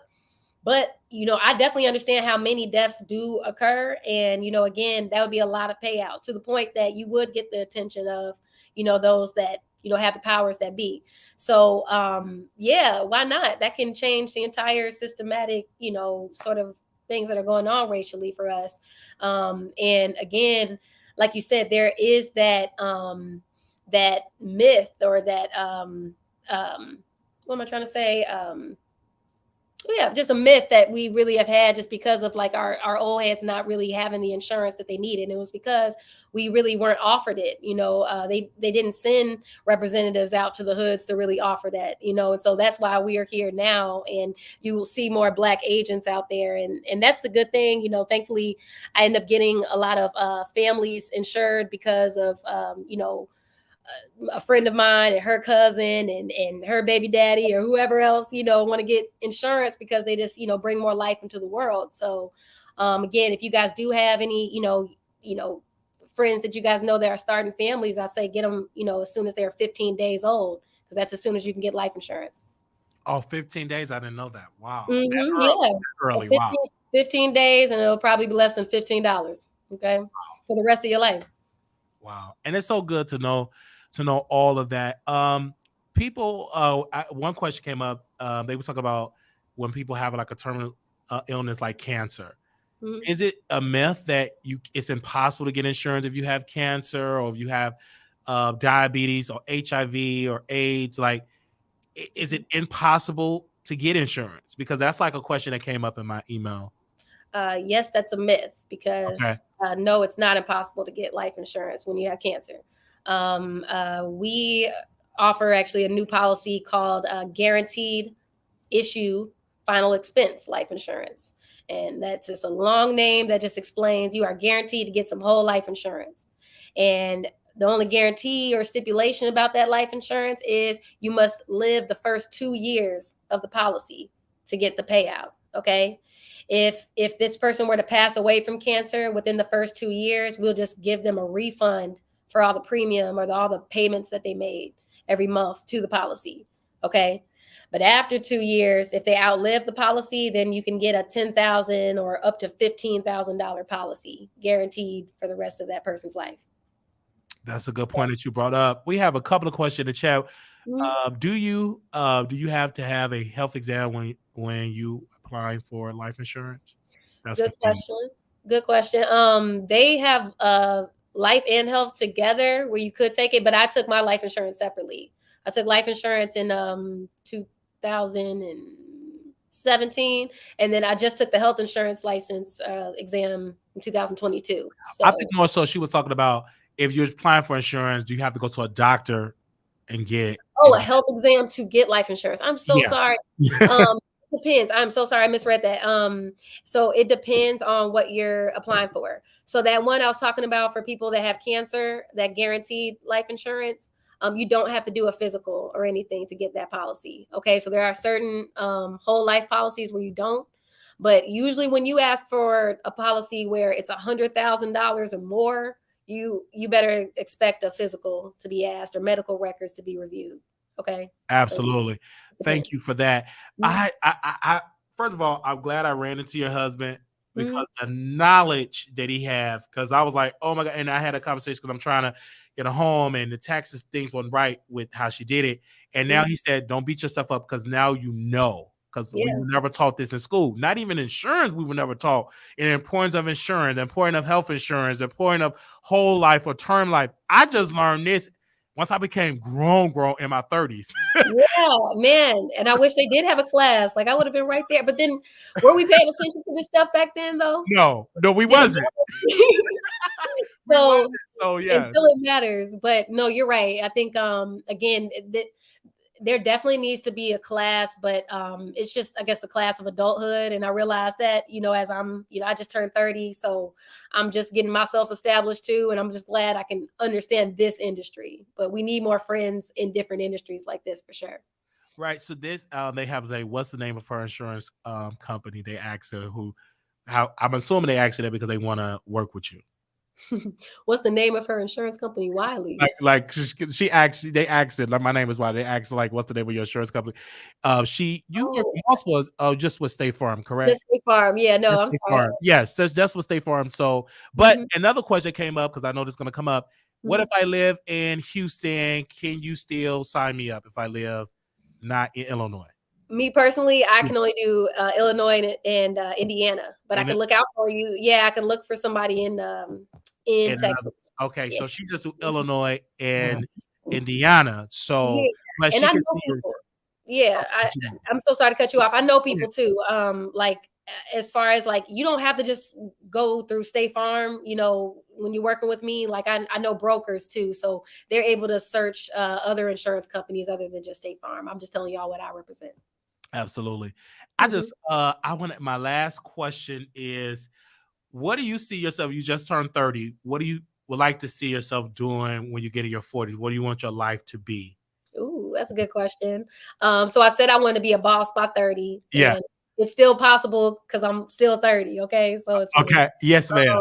So I told you that I'm just a step away from having all the licenses I need to become an agent. So once I finish preparing for my securities license exam, I'll be, studying to become a State Farm agent, in the next year. So, I hope by 40, I'll, be very established as a State Farm agent, and, I'll be, taking care of even more communities by then. So, and yeah, just a bigger and better boss. I hope to, open up avenues for other people too, as far as employment goes, and give seminars and stuff as far as life insurance and other forms of insurance. So we need more of that, because we just need more representation, especially more representation with Black folks that are in the business. That's why I love to have a show to bring these stories to light, because you're not going to see it on CNN, you're not going to see it on MSNBC, because mainstream will never try to help Black folks to get them insured, get properties, because it will help rises the income for Black people. They want us suppress. As long as we suppress, okay, but they don't want to get it. So we have to go to the experts like Leah, and have to go to the experts that are out there that are in those corporate jobs, and then bring it back to people that typically will zone out, but they watch the Wiley Show because they like to hear about Blueface and Shine. But I'm gonna listen to this segment and get educated. So how can people get in contact with you if they want to get some insurance? They live in Illinois, Indiana, or they just have some questions to ask? Yeah, I would say the best way to get in contact with me would be my Instagram page. I wish I had my my phone handy. You mind if I ask? Yeah, you can go and ask him. Yes. Yeah, I'll put it on mute. I'll put your mic on mute. I appreciate it. No, okay. Yes. Either way, I would say in a moment I'm going to give you my. Okay. And then I will also, when she sent it to, I will post it on the community wall, her information, so you all will have it. But thank you for coming on. And you just never know who you're going to meet. I ran into her husband, and his Instagram, I believe is Drayvon Morgan. Hold on, let me make sure I get his Instagram, because he was on last couple of weeks ago, and that's Andre. You guys, he came on Mortgage by Dre. He came on talking about that, and we just randomly.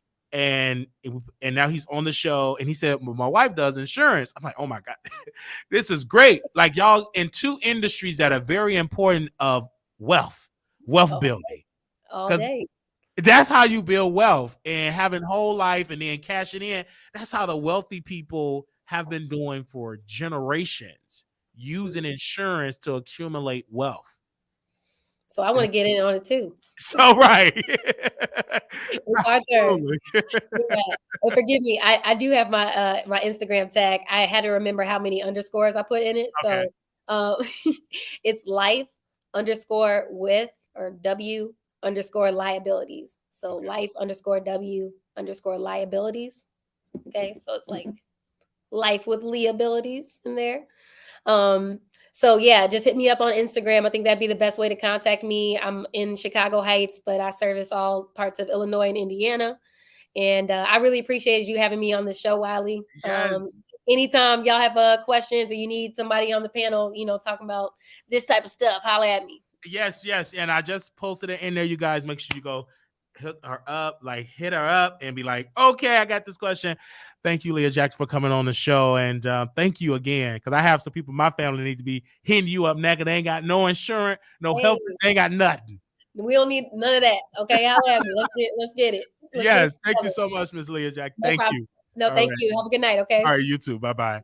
That was amazing, you guys, that we had her on the show. And it's so good just to meet people, especially Black folks, because I always wanted a show to bring Black people on. Now we're gonna get into we're gonna get into the drama. Now, okay, what's the first topic we gonna get into really quickly? But of course, y'all gonna have the timestamps. Now, all right, give me a second. Who I'm gonna go with first? Okay, I'm gonna go with these people first. We're gonna talk about Herbo. Did I say his name right? We're gonna talk about Funny Marco, and we're gonna talk about Southside. Okay. Now, first and foremost, when I saw this story, I was not shocked that Funny Marco sat and interviewed these I would call them, I would say drunk. Okay. And so he's asking questions, but they was being disrespectful. They was being very disrespectful. And when I tell you to the disrespect, like Funny Marco's asking Mr. G over there a question, whatever, you stupid, shut up. Like really being disrespectful, saying his hat is trash, and then Southside was being disrespectful in my eyes. Or it could be this is all a ploy for some attention. But nevertheless, Funny Marco have to understand when you getting these people drunk, this is what they do. This is why I stopped, Paul. You know this. I stopped bringing alcohol to the set. Because I remember one time we had a male guest on this show. And Paul, you remember this. The man got so drunk, he pushed my camera off the stand. He was really drunk. We was just talking about something so simple. And I guess I triggered him because I asked him about his ex. And he was triggered. And I said, it's because of the alcohol. Of course, he apologized when he became sober. But that's a set we can't deal with alcohol. That's a good vibe for a show. But no, I'm not going to do that. If you can't be lit sober, I ain't going to F with you. You better drink before you come. But I'm not going to keep pushing, too much liquor on you. All of that Hennessy, because I used to overdo it. But I guess when Funny Marco got them drunk, they was hood. Like they wasn't trying to be all funny, like with the Bobby, right? But if they was on that other white woman show, Bobby, I don't think that they would ever be disrespectful. I don't think so at all. I don't think that they would have been disrespectful to Funny Marco. And people's like, well, no, he's not. He's a funny dude. I understand Funny Marco have been struggling to keep up with that white girl. I think her name is Bobby. She does weird type of interviews. So I guess this is good publicity because he needed. And also Funny Marco reached out to Jada Pinkett Smith, and Jada Pinkett Smith responded to him. So he's been kind of struggling because when you invite white people in your space, they're going to steal your material and they're going to push it to their folks, and it's going to be 1,000 and it's going to push it. So that's why you got to forget who you invite to your space. So he had this whole ordeal, and now he's getting dragged. Now they're dragging Funny Marco, and Funny Marco is out responding. And I reached out. No, I didn't reach out to him yet because I was too busy with my show, but I'm going to reach out to Funny Marco. I'm like, but bruh, I blame you partially because you bringing alcohol to the set. And I get it. A lot of guys can't open up unless they're drunk. but it's a liability issue because he was disrespectful to you. You felt some type of way. You said, I felt bad. It was bad energy, but you helped usher in the bad energy because look what you bought. You bought a dude with tattoos on his face, and you bought another dude that got criminal charges of him scamming. These ain't the right two representation you need on your show. There's plenty celebrities you could have brought on your show. This is the worst of the worst of the worst you're bringing on your show. Two criminals, okay? And you're upset and you're mad that this is going on, but you ushered in that liquor. So if the alcohol wasn't there and plus the drug use, because my source have told me, Wiley, it wasn't just alcohol use, there were also drug use, and it was that syrup, that lean they call it.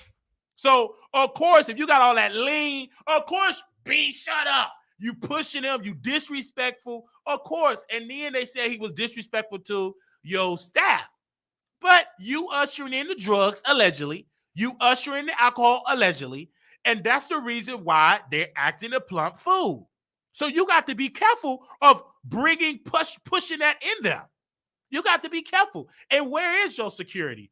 You know why? Because y'all are so quick to all of that type of behavior. And then you're upset. Like, oh my gosh, how can this be? This is crazy. This is trash. You know why it's crazy and trash? It's because you inviting those type of people in your space. You got to be careful giving the devil alcohol. You give the devil alcohol, don't be mad if you get burned.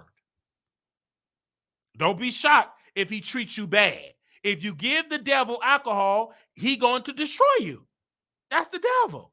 And yes, I'm calling G and G Herbo, whatever his name, the devil, and so is the devil. And so they're pure evil. And what they did, they should apologize because they were wrong. Honestly, in my eyes, they were wrong.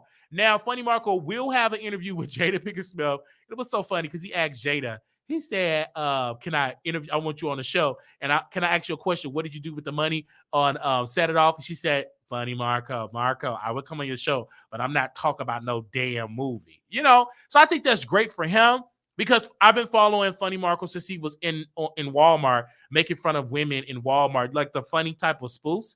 So I want the brother to win. It's just, this is a teachable moment that he should have a sober set, no alcohol, where they can drink before they come to set, but I'm not going to push more alcohol to you, okay? They say I wouldn't have aired their interview. Honestly, I wouldn't have aired it either. But when you air it, that's the thing when you get yourself in a lot of trouble. Like, you can go ahead on and air it, but then don't be shocked at the response that you're going to get. But I get it. You're going to air it because everybody's talking about it. Regardless, everybody talking about it. And then someone said in a quote, Wiley, they broke his $30,000 watch. But why in the world would you wear a $30,000 watch? This ain't no $30,000 watch. This is Armani AX, and I love it, but this ain't no $30,000. I ain't gonna wear no $30,000 watch. And then I'm grateful somebody bought it for me, but I'm not gonna wear no $30,000 watch and bring it on set. Absolutely not. Absolutely not. And hopefully he have insurance. I should have asked Sus over there, did he have some insurance on that $30,000 watch? That's the point that I want to know. Did you have some insurance? Did you have some insurance? Honestly, okay?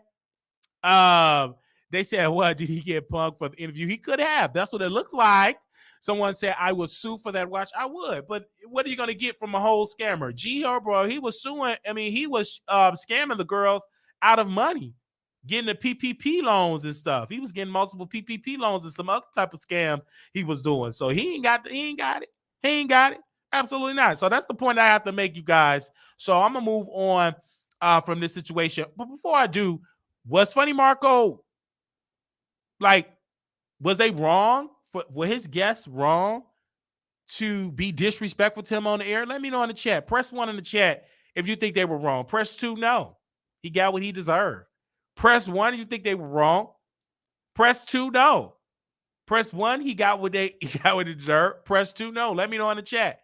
They said what he did, he get punked during the interview. Let me know in the chat. Press 1, or press 2. Let me know in the chat there. He better have some insurance. Okay, I just want to know the point. Thank y'all so very much on that.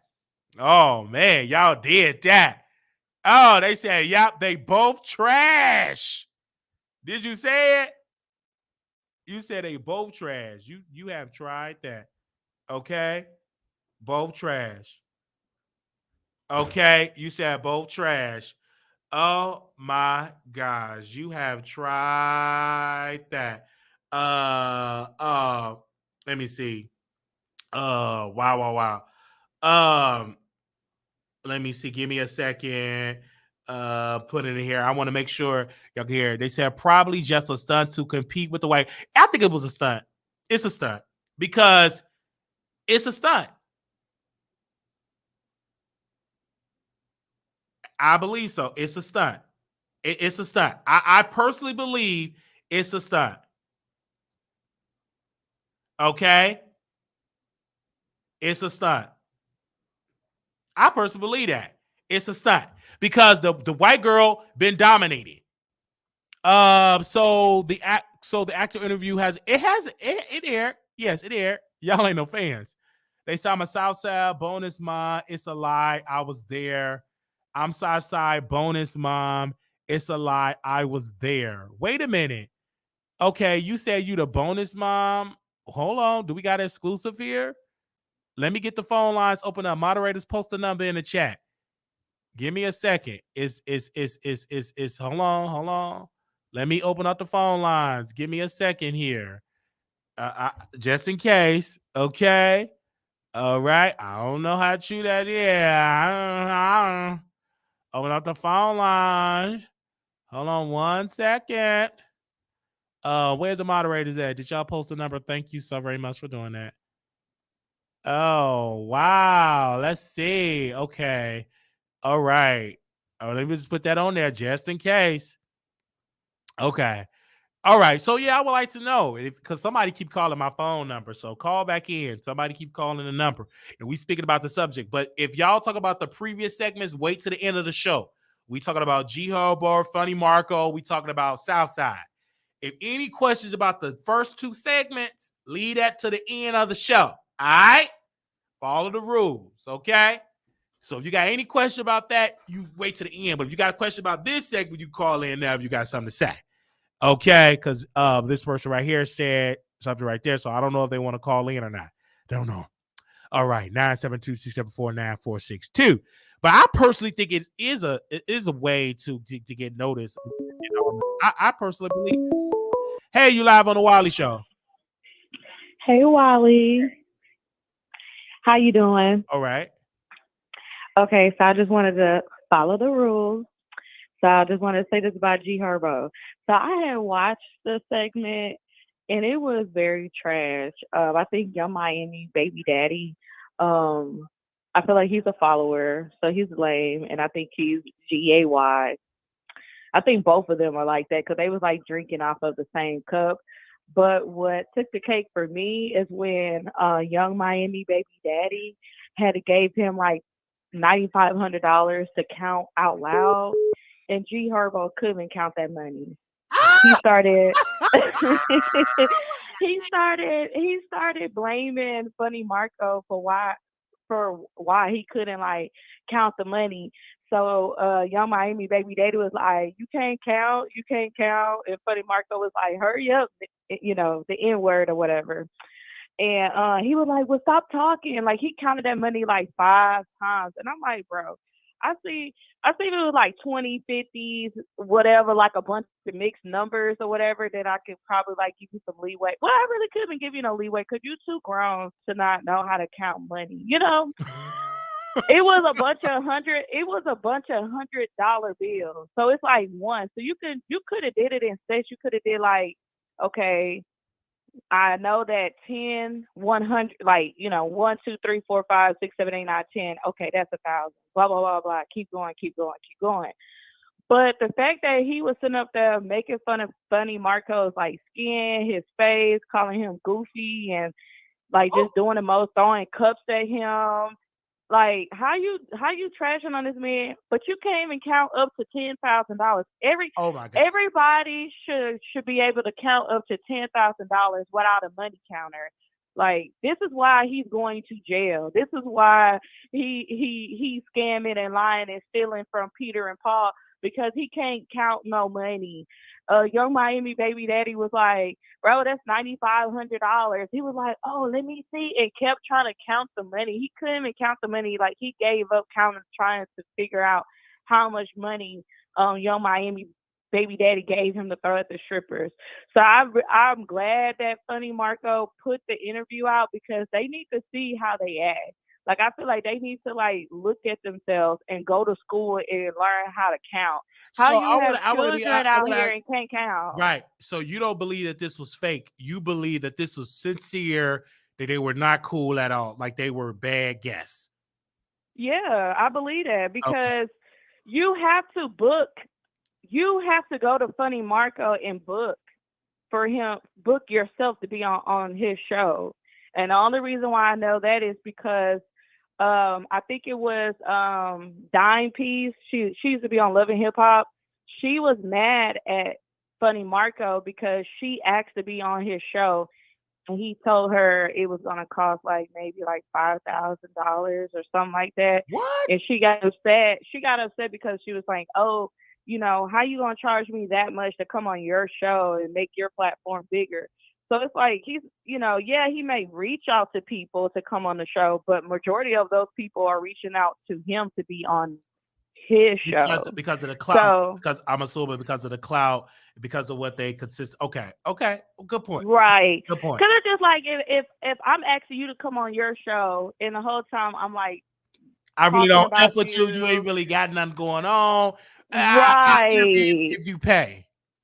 Right, and it's like, you know, they should have kept G Herbo off the show. Young Miami baby daddy, he was pretty cool until G Herbo came out. I just thought it was just a little weird that two grown men was drinking from the same cup and sharing cups, and you know, it was what just they say. If two grown men drink from the same cup, they'll eat the same sausages.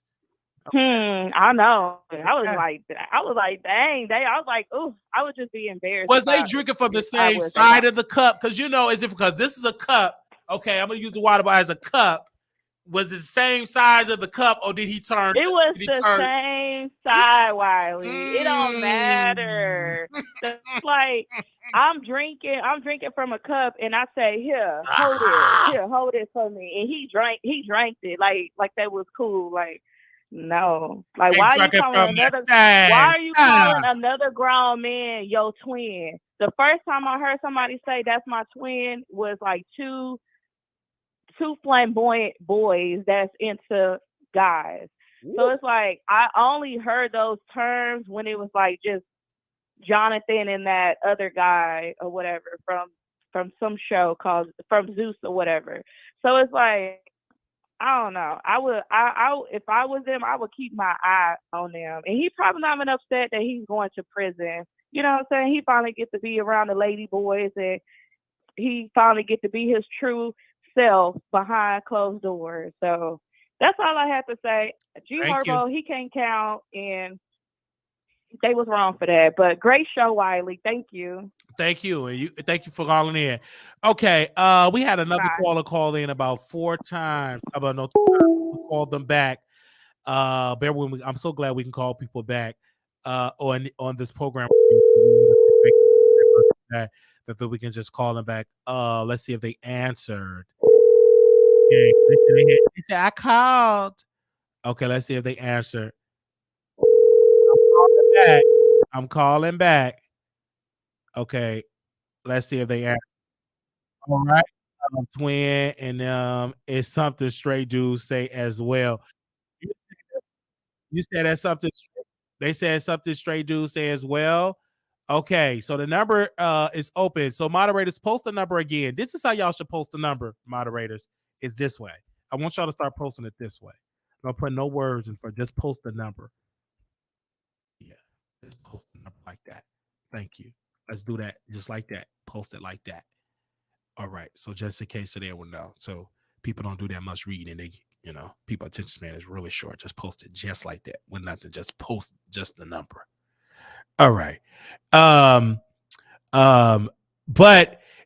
this is a way for him to get attention. Like, and it worked. I'm not gonna necessarily I mean, they really was going in. They going in on here. They said one person in here said, "Y'all love hood N words till they start trolling Funny Marco." Y'all, I don't feel sorry for Funny Marco. You a grown A man, basing in internet sympathy because you let other grown A man bully you. I mean, they going in. Funny Marco is soft ASF. What does ASF mean? I never heard of ASF. Paul, what does that mean? ASF. Can you let me know? Can you go look in the Urban Dictionary, please? Thank you. All this does. Okay, I just want to see what y'all was saying about that. They said they were broke. They said they broke his $30,000 watch. Ain't no way we throwing hands. That's what y'all saying in here. I'm hearing what y'all saying in the chat. Y'all are saying that in the chat. I hear y'all. I hear y'all. Okay. Oh, the F word. Okay. Okay. So if you want to call it incorrect, you have no idea what you're talking about. I don't have no idea what I'm talking about. Well, come call in 972-674-9462. If she says young Miami baby daddy one more time. Oh my gosh. Okay, we're gonna move on from that. Now that was going on, Funny Marco. Y'all let me know. If anybody else call in, that is the number. The number is on the screen here. And our other story that we want to get into is one other than Blueface. He was on Jason Lee's show, and it's quite funny with this whole Jason Lee thing because I was getting phone calls not to talk about Jason Lee, and people talking about Jason Lee. Ain't that something? Paul, did you see that?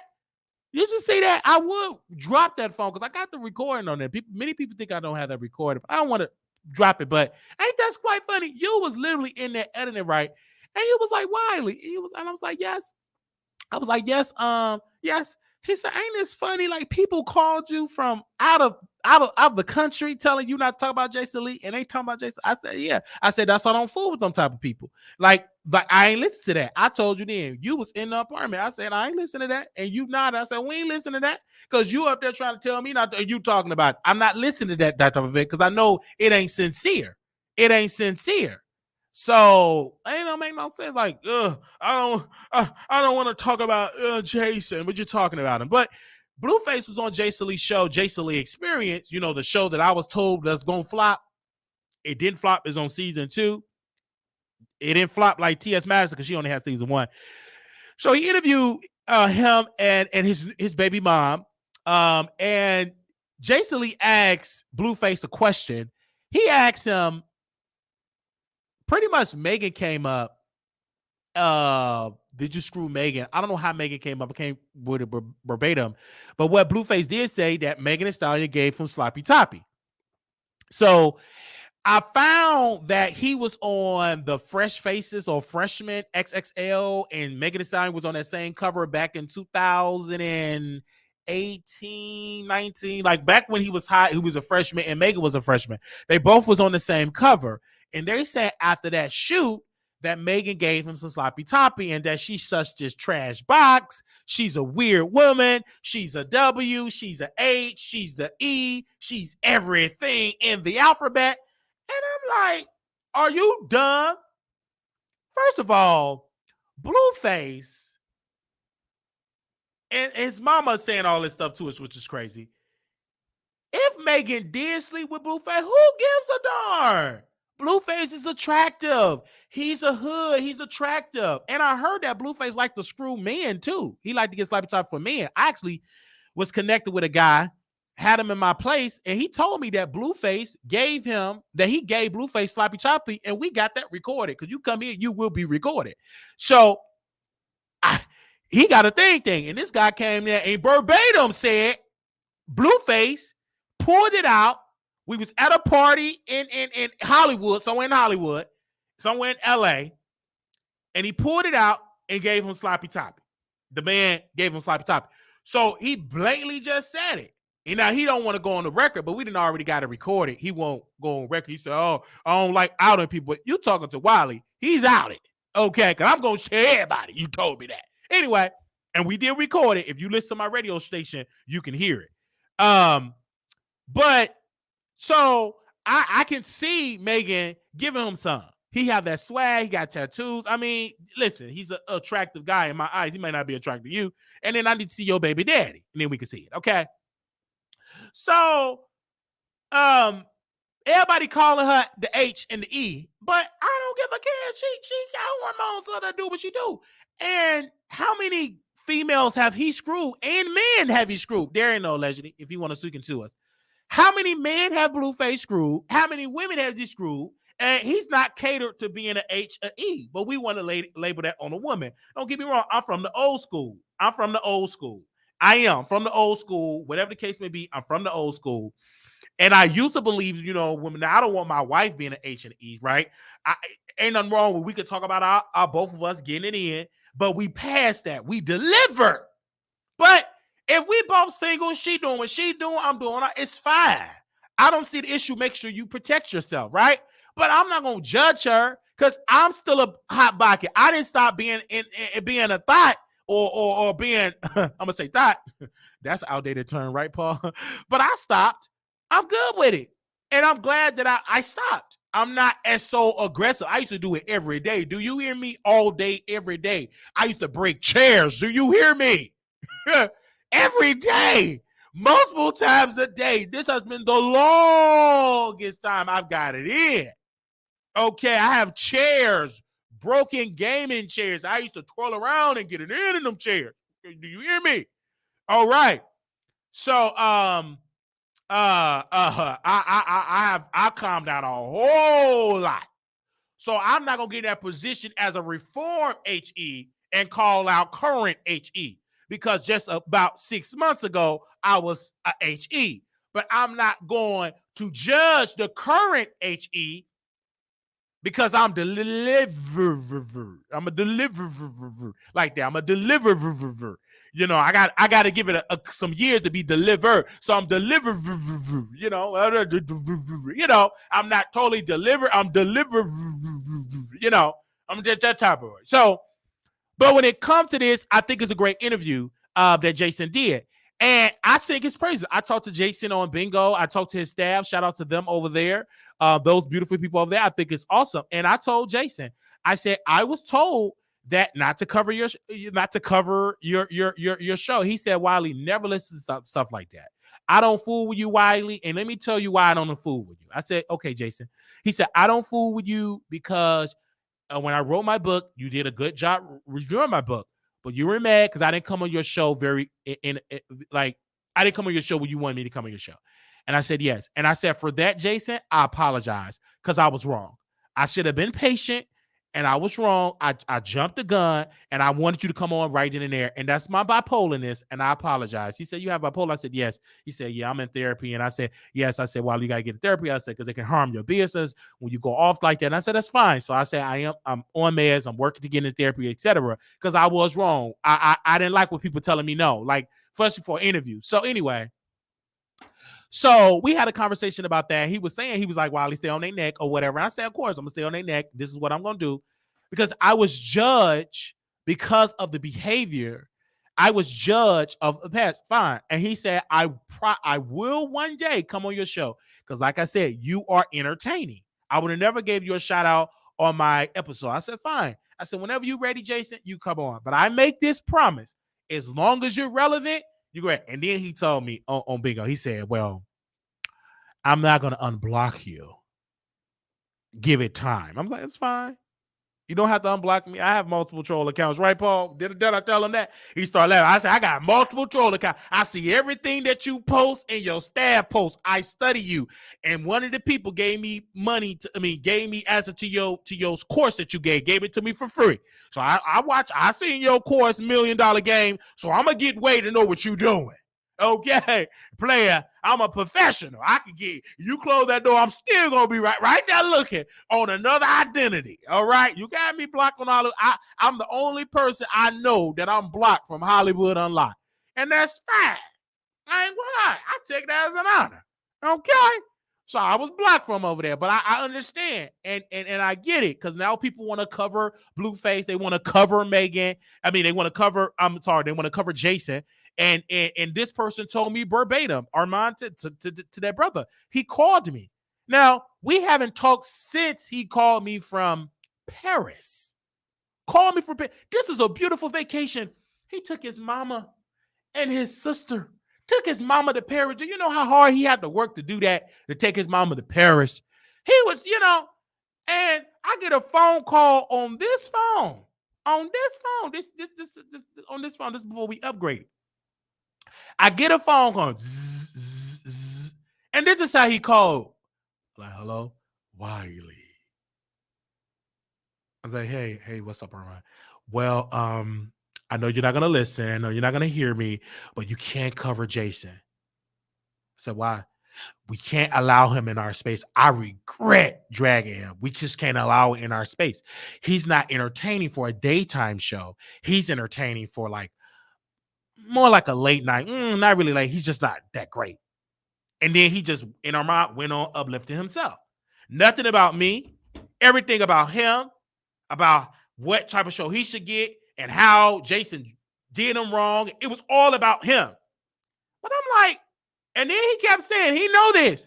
He said, I know you ain't gonna listen to what I'm talking about. You's just so stupid. So dumb. That's what he said. So if I'm stupid and dumb for covering, because what surprised him when we cover Cardi B, that video got almost 30,000 views. So that's a hit for the Wiley Show. So I get a phone call because the video was picking up traction. And he called me stupid and dumb. He surely said it. Called to my phone. And Paul, to my credit, because I took my medicine that day. Funny, because you told me to I took my medicine that day. So I wasn't Wiley. So I just took it. And you was shocked. He was like, man, you ain't saying nothing. I just took it because I'm drugged up. Man, that's how Prexton had me. So, but once the day kind of drew it off and I'm kind of like good, I said, I need to call him back because I didn't appreciate him calling me stupid and dumb. I just said the joking way. That's why I called him back. You know, I called him back. He got me blocked. He blocked me again. He re-blocked me. He unblocked me to call me and then re-blocked me. That's disrespectful, but he didn't have to call me. Why called me? He called me because he feared, and I told Jason and his team, I said, he's fearing that if I have a sit-down interview with Jason or if I come on Jason Lee's show, he fears that it will outdo him. There is a fear. He feared that. He cannot allow Wiley to surpass him. That will shock him and will destroy his ego. Because if Jason will bring me on the show, and I told his team, I said, if you bring me on the show, all these eyeballs and ears will come to the Wiley Show. And everybody knew, and I'm gifted, and I'm funny, and And so that's what he tried to do. And we still cover Jason Lee to this day. And I'm reminded, and then we woke up, Paul, because you watch these people. I don't watch these people anymore like that because I listen to y'all. Y'all say don't watch them. So I don't watch it. But you did bring it to me. He said, I find it quite interesting that this guy getting covered, but he told you in Paris not to cover Jason Lee. Ain't that something? I said, that's why I don't listen to that because it wasn't sincere. They said the same damn thing about Megan Cuniff. And guess what? Didn't listen to that either. I said, Megan, I F with you. You white, I'm black. Okay. But we both journalists. Okay. You gonna cover from the school like you got your degree. I'm covering journalism from the hood.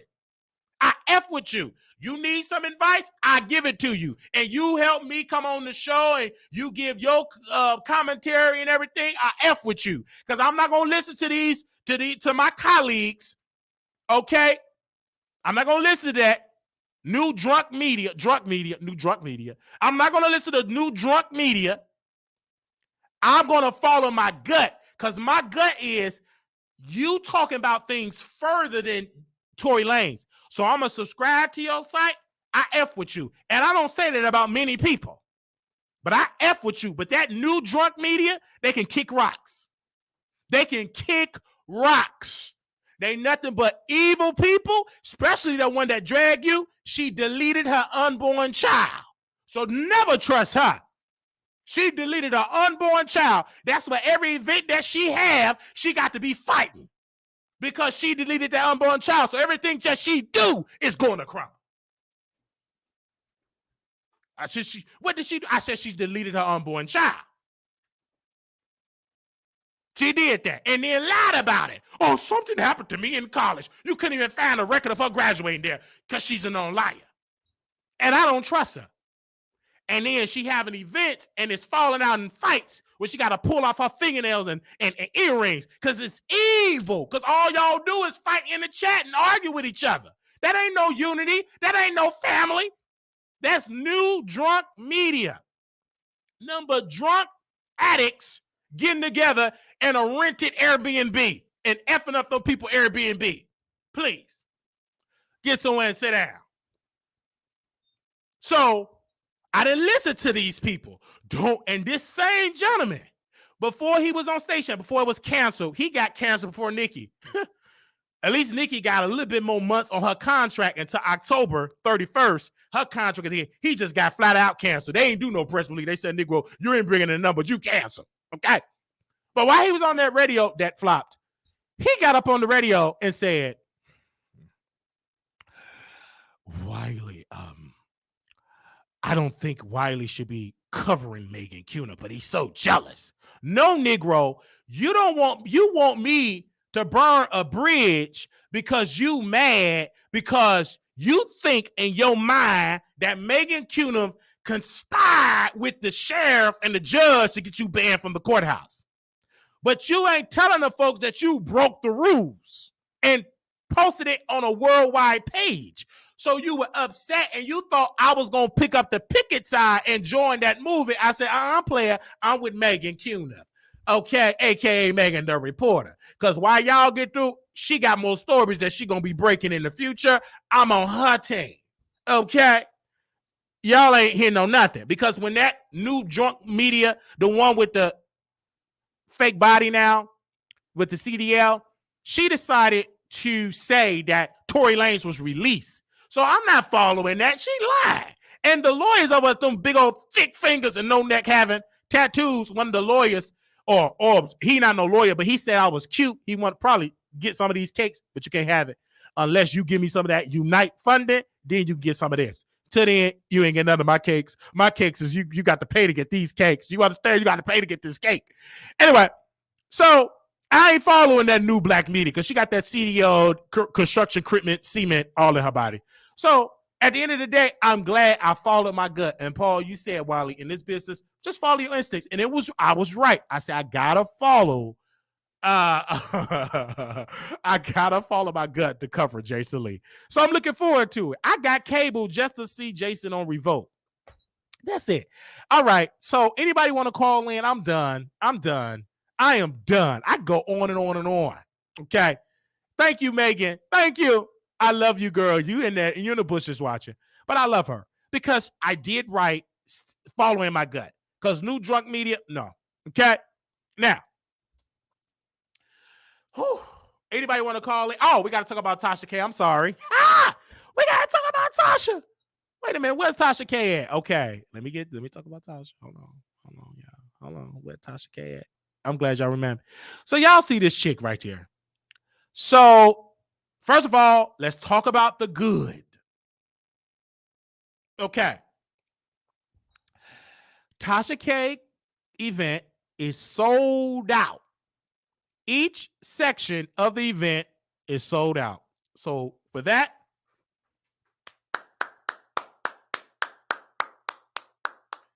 I want to clap for that. It is sold out.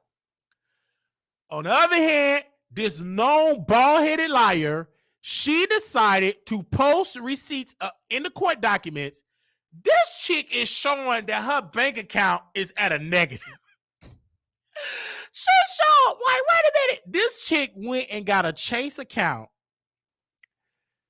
got an account, put little money in the account, overdrafting the bank account, showing a negative balance to prove to the Chapter 13 bankruptcy court that she's broke. So my members, they saw the documents. My members saw this earlier today. They saw all the documents. And I'm like, this lady is playing with fire, perjury fire. Because you have to literally sit out there all this type of stuff. Like, she literally sold her son to be a child soldier. She sold her child to be a child soldier. Now, I done already told her daughter she should be auditioned to play Celie, because you know these actors, they can't be out here acting and stuff. They on a protest. And I already said that Tasha K daughter should be auditioning and doing like skits, like Celie skits. You told Harpo to beat me. Like, she should be doing all my life. No, that's Sophia. Shoes like Avery, eyes like a bee. You know, she should be auditioning for that. But she not. And that's a face that only a mama can love. And that's why her daughter is so ugly, because when her mama had her, she lied and said, I'm such a good woman. Push. And she was drinking that wine. Push. She was birthed in a lie, because she lied to immigration that she was in love with Mr. Kibi, but she only married a man so he can get a green card, and she lied, and the lie is living up with her daughter, and that's why her daughter looks like Celie from The Color Purple. And I ain't changing that. Her daughter was birthed in a lie, and then when she got older, the ugliness grew up with the daughter. It did. Now, I just got to say that. It did. And I said what I said on this show. I'm an entertainer. All right. So, who hacked a phone and only released Chase Bank record smile? So that was in the court. That's in the court documents. Like, that's legal court document. Her bankruptcy is a federal case. So you can go to Pacer and you can get all them documents. You had a weird prison, somebody that went to jail, YouTuber that went to jail. She talking about, I'm going to charge y'all $3,000 to get through. I said, if you don't sit down, chick, you prison, you convict, you went to jail for fraud and still got pending cases. It was a YouTuber. We ain't going to shout them out, get them no press. But they went to prison or jail for fraud. They was beefing with a thumbnail with a troll account, a YouTube that don't show themselves on camera, an avatar, and that avatar found that person warrants and cooperated with the sheriffs and got this YouTuber locked up.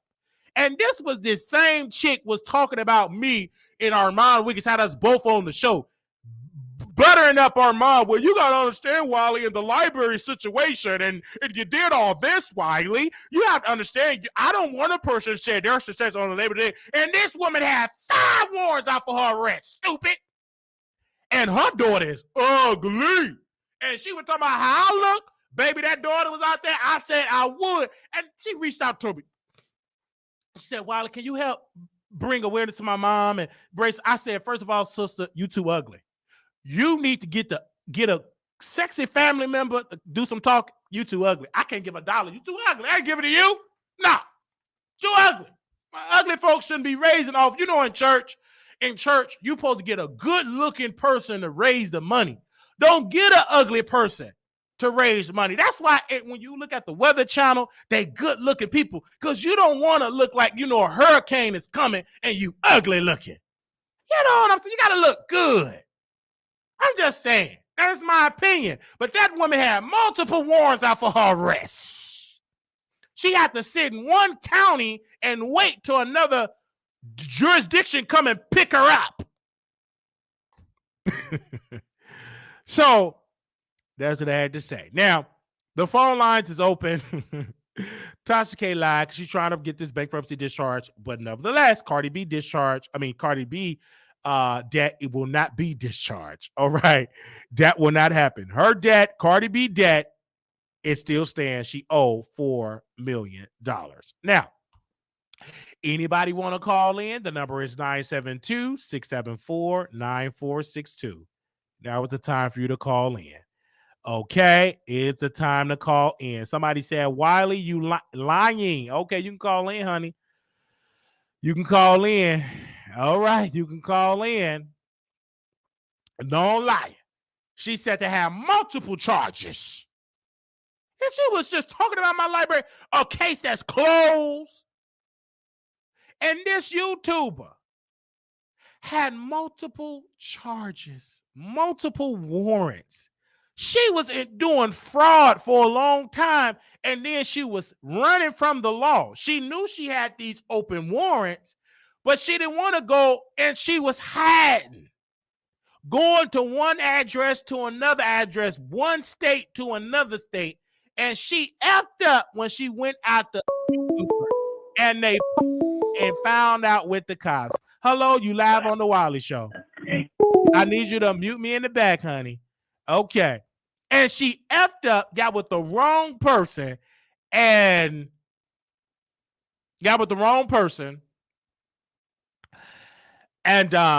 they reported it and found her real address. And she got it. Okay. All right. So yeah. I understand she wanted discharge, but she wanted to get a payment plan. They said no. Because Chapter 13 is a payment plan. Chapter 7 is like debt is clear. She tried to get a rearranged, a payment plan. They said no. Okay. So she did all that, and they said no. You paying that for a balance. You ain't getting no payment plan for no $4 million. Nope. That's because your mouth ain't no payment plan. You was able to go all in with your mouth. You didn't put that mouth on no payment plan. You went all in. And so now you gotta pay for what you went through. You known liar. It's your fault. I'm about to go. I want to thank y'all so very much for tuning in. Now the number is open. Anybody want to call in? The number is 972-674-9462. Who got something to say? I'm here. Who got something to say?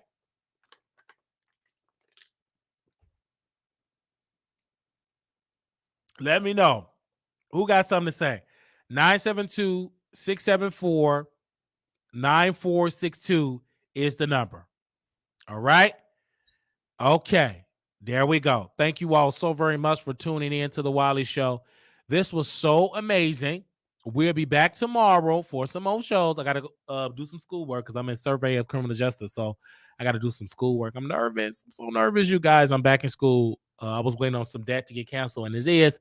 So $ Marquise Wiley 28. I got to take this course, Survey to Criminal Justice. And you guys, I'm just loving to being back in school. I'm loving it. We only have a year left. Woo, woo. Like a year left.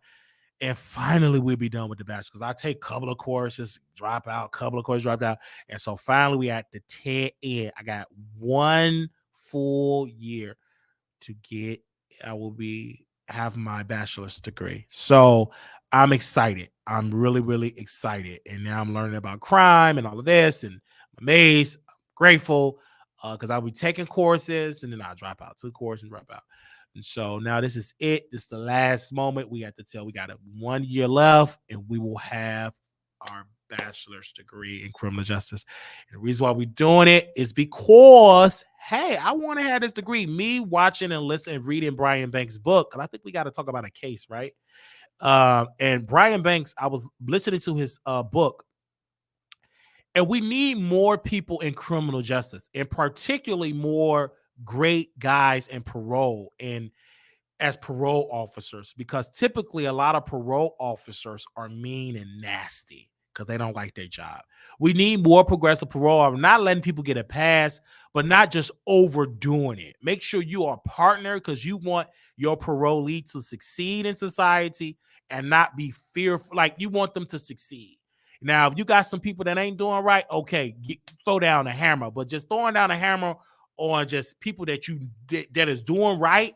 So I probably want to be a parole officer or a probation officer, not a police officer. I'm not physically fit for that, but like a parole officer or a probation officer or juvenile probation or some type of social work. So I would see how that would go, you guys. But thank you. Only thing now, I have to I'm gonna just need help like somebody to proofread my paper because I ain't turned because proofread my paper.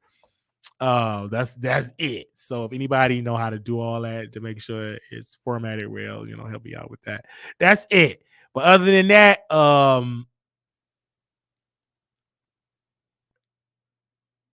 is that they said Wiley don't racist. No, this is what I want to do. No, I'm doing this because I want a degree. You want to sit somebody down for 0 years old. I want to do it because the thing about it is I like doing YouTube, and I can still do YouTube by working in criminal justice. Like I can still do that. That's a career why I can still do both. I still do both. So I'm excited. I'm excited. Really, really excited for it. And shout out to my friend because he have encouraged me to get into it. Oh, he said he gonna help me too. But I love having a backup to help me proofread my papers and stuff. But he came in my life and he said, you know, you should finish. He have his degree and he have his associate. He's finishing up his bachelor's. He's in the process of finishing up his bachelor's. And I said, hey, I said, why not finish up yours? And I said, this is great. It's a great vibe. I like him. I like that it's boundaries, and I like that he making me better because I'm like, well, Terry, you got your degree, so I might as well finish on mine. We finish up together. So it's amazing. It's amazing. So it's a blessing for me. It's a blessing for me to finish. And my friend is excited. He's like, bro, I'm so excited. You got one more year left because he works in Homeland Security. And I met him like years ago. We was a part of this Facebook group. And he told me, you better finish. I never finished because I was young and stupid. And so now I'm more mature. And he hit me up. He said, bro, you better finish that. And I said, you better finish that. So survey of criminal justice and its ways. And also people need to understand, like, it's just good. And I like doing this course. I just started today, you guys, but me just reading the material in here, and they were talking about policing. I didn't know, like, in other countries that their officers don't carry weapons. Like that's like the last of the last resort. And I think in Norway, according to my material here, that they have to get permission to get a weapon, to use a weapon, to discharge a weapon. And a certain type of training that they don't, that's not their first thing that they look up to. And they said the way that we look at crime and the way that we judge crime is different in other countries. And so it's so good for me reading this. And I'm like, oh my God, this is making me look good. Yes, no, this is something I really want to do. So for all law enforcement jobs, you got to pass. It's like, okay, I'm gonna pass it. I'm gonna do it. We're gonna pass it. Don't accumulate more student loan debt for a useless degree. Make sure it's something you really want. If I knew then what I knew now, would not have sent my kids to college. So much student loan debt from the top. But that's not my story, though. I won't be in all that debt. You are such a very good. We are gonna. Yes. Furious. Did I say it? But congratulations, job. Since it's something that you really want. Yeah, something that I really want. They said, Lord, but these commercials be popping up at the worst parts of the show. This is something that I really want. But Roger, you're giving me something that I've already know these things. Like, you're not telling me something that I don't know. Okay. and you probably read something on Google. Okay, no, you're not being realistic. You're judging something on there. You don't know what you're talking about. But anyway, and I'm just gonna do it, and then also I'm doing something further with it. But I said, hey, I really want to get this degree and complete it, and it's multiple things that I want to do and work in healthcare. So that's what I'm going to do and stuff like that. But Roger, what you're saying is, I understand what you're saying is, but I'm still going to complete it. Okay.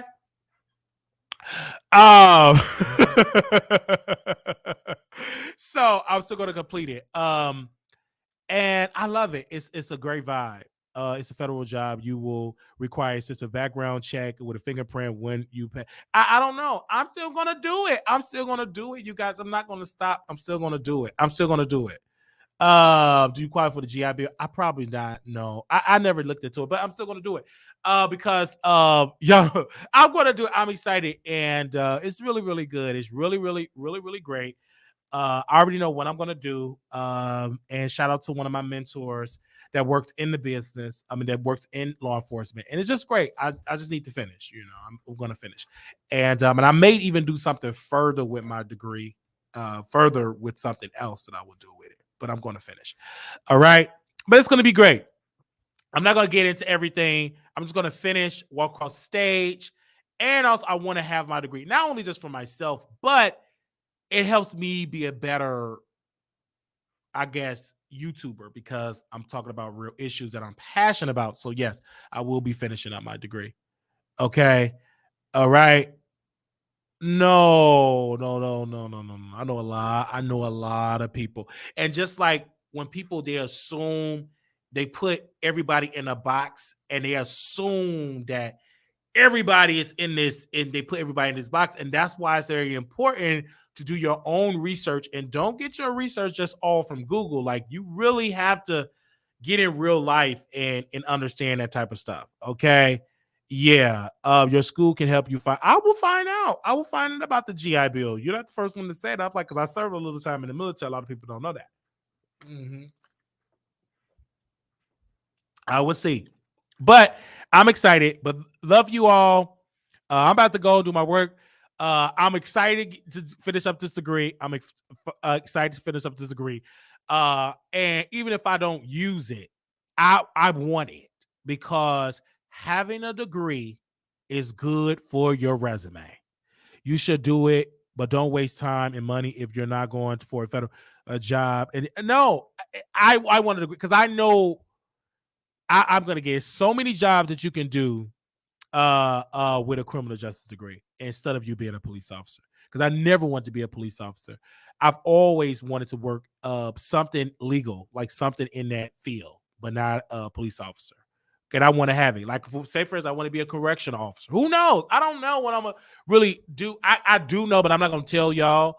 So, but that's why I'm finished. It's a reason. There is a reason why I'm pushing it to finish. There is a reason. All right, and I'm not gonna get into the reason. That's for me. But I know the importance of having a degree. I know the importance of it.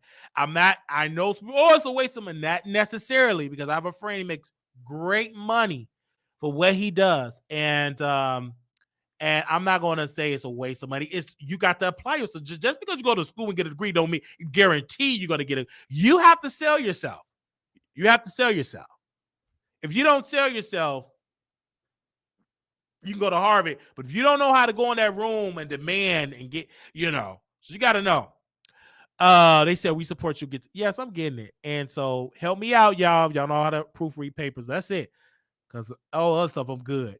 Because it's just proofread before I put it in. Anyway, I'm excited. I'm just super, super excited to finish. I'm just excited. I'm really excited. You can work in politics, legal and career field with a criminal justice degree. Yes, it's a lot that you can do.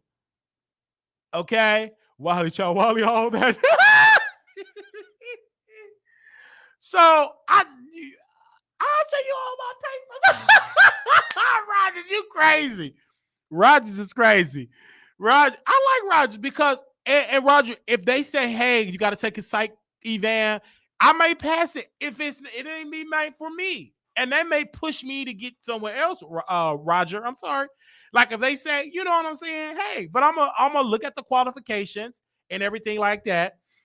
And we will see how that would go. Don't forget your school have tutors who can proofread your papers. I know, but I like to go outside that vibe. I like, yeah, they do have that, but I like to go with my people that's here. I'll go with y'all first. My major was criminal justice and I work in HR. Yeah, but wait a minute, wait a minute. Okay, so you work in HR. Did you have to go back to school to work in HR?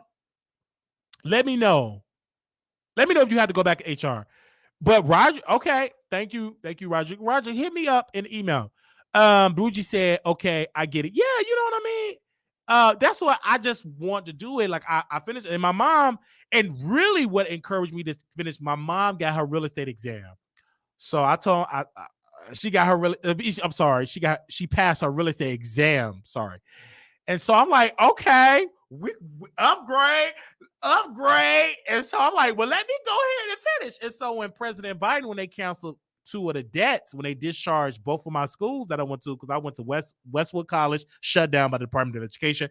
I went to ITT Tech, that was shut down by the Department of Education. So the department, they discharged both of those debts. They forget both of those debts. My major was social and minor in criminal justice. I work in a healthcare industry company. Yeah, so it's like a lot that you can do. But it'd be hard to get into all that stuff to get them top job without those degrees. That's what I'm saying, Tasha. Thank you, Tasha. That's my point. Like, it's a strategy. I'm leveraging something. I work in government, never attended college, took a bunch of courses without accumulating debt. A blessing for you, Rihanna Forehead. It's a blessing for you. That's a blessing. You got that. Mm-hmm.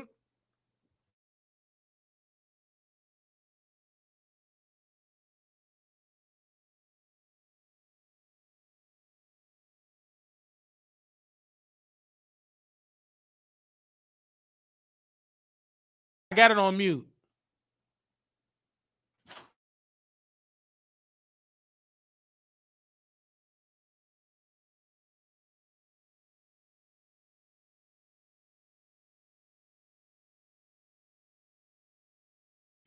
Okay, I'm about to okay, you guys, I'm about to end right now.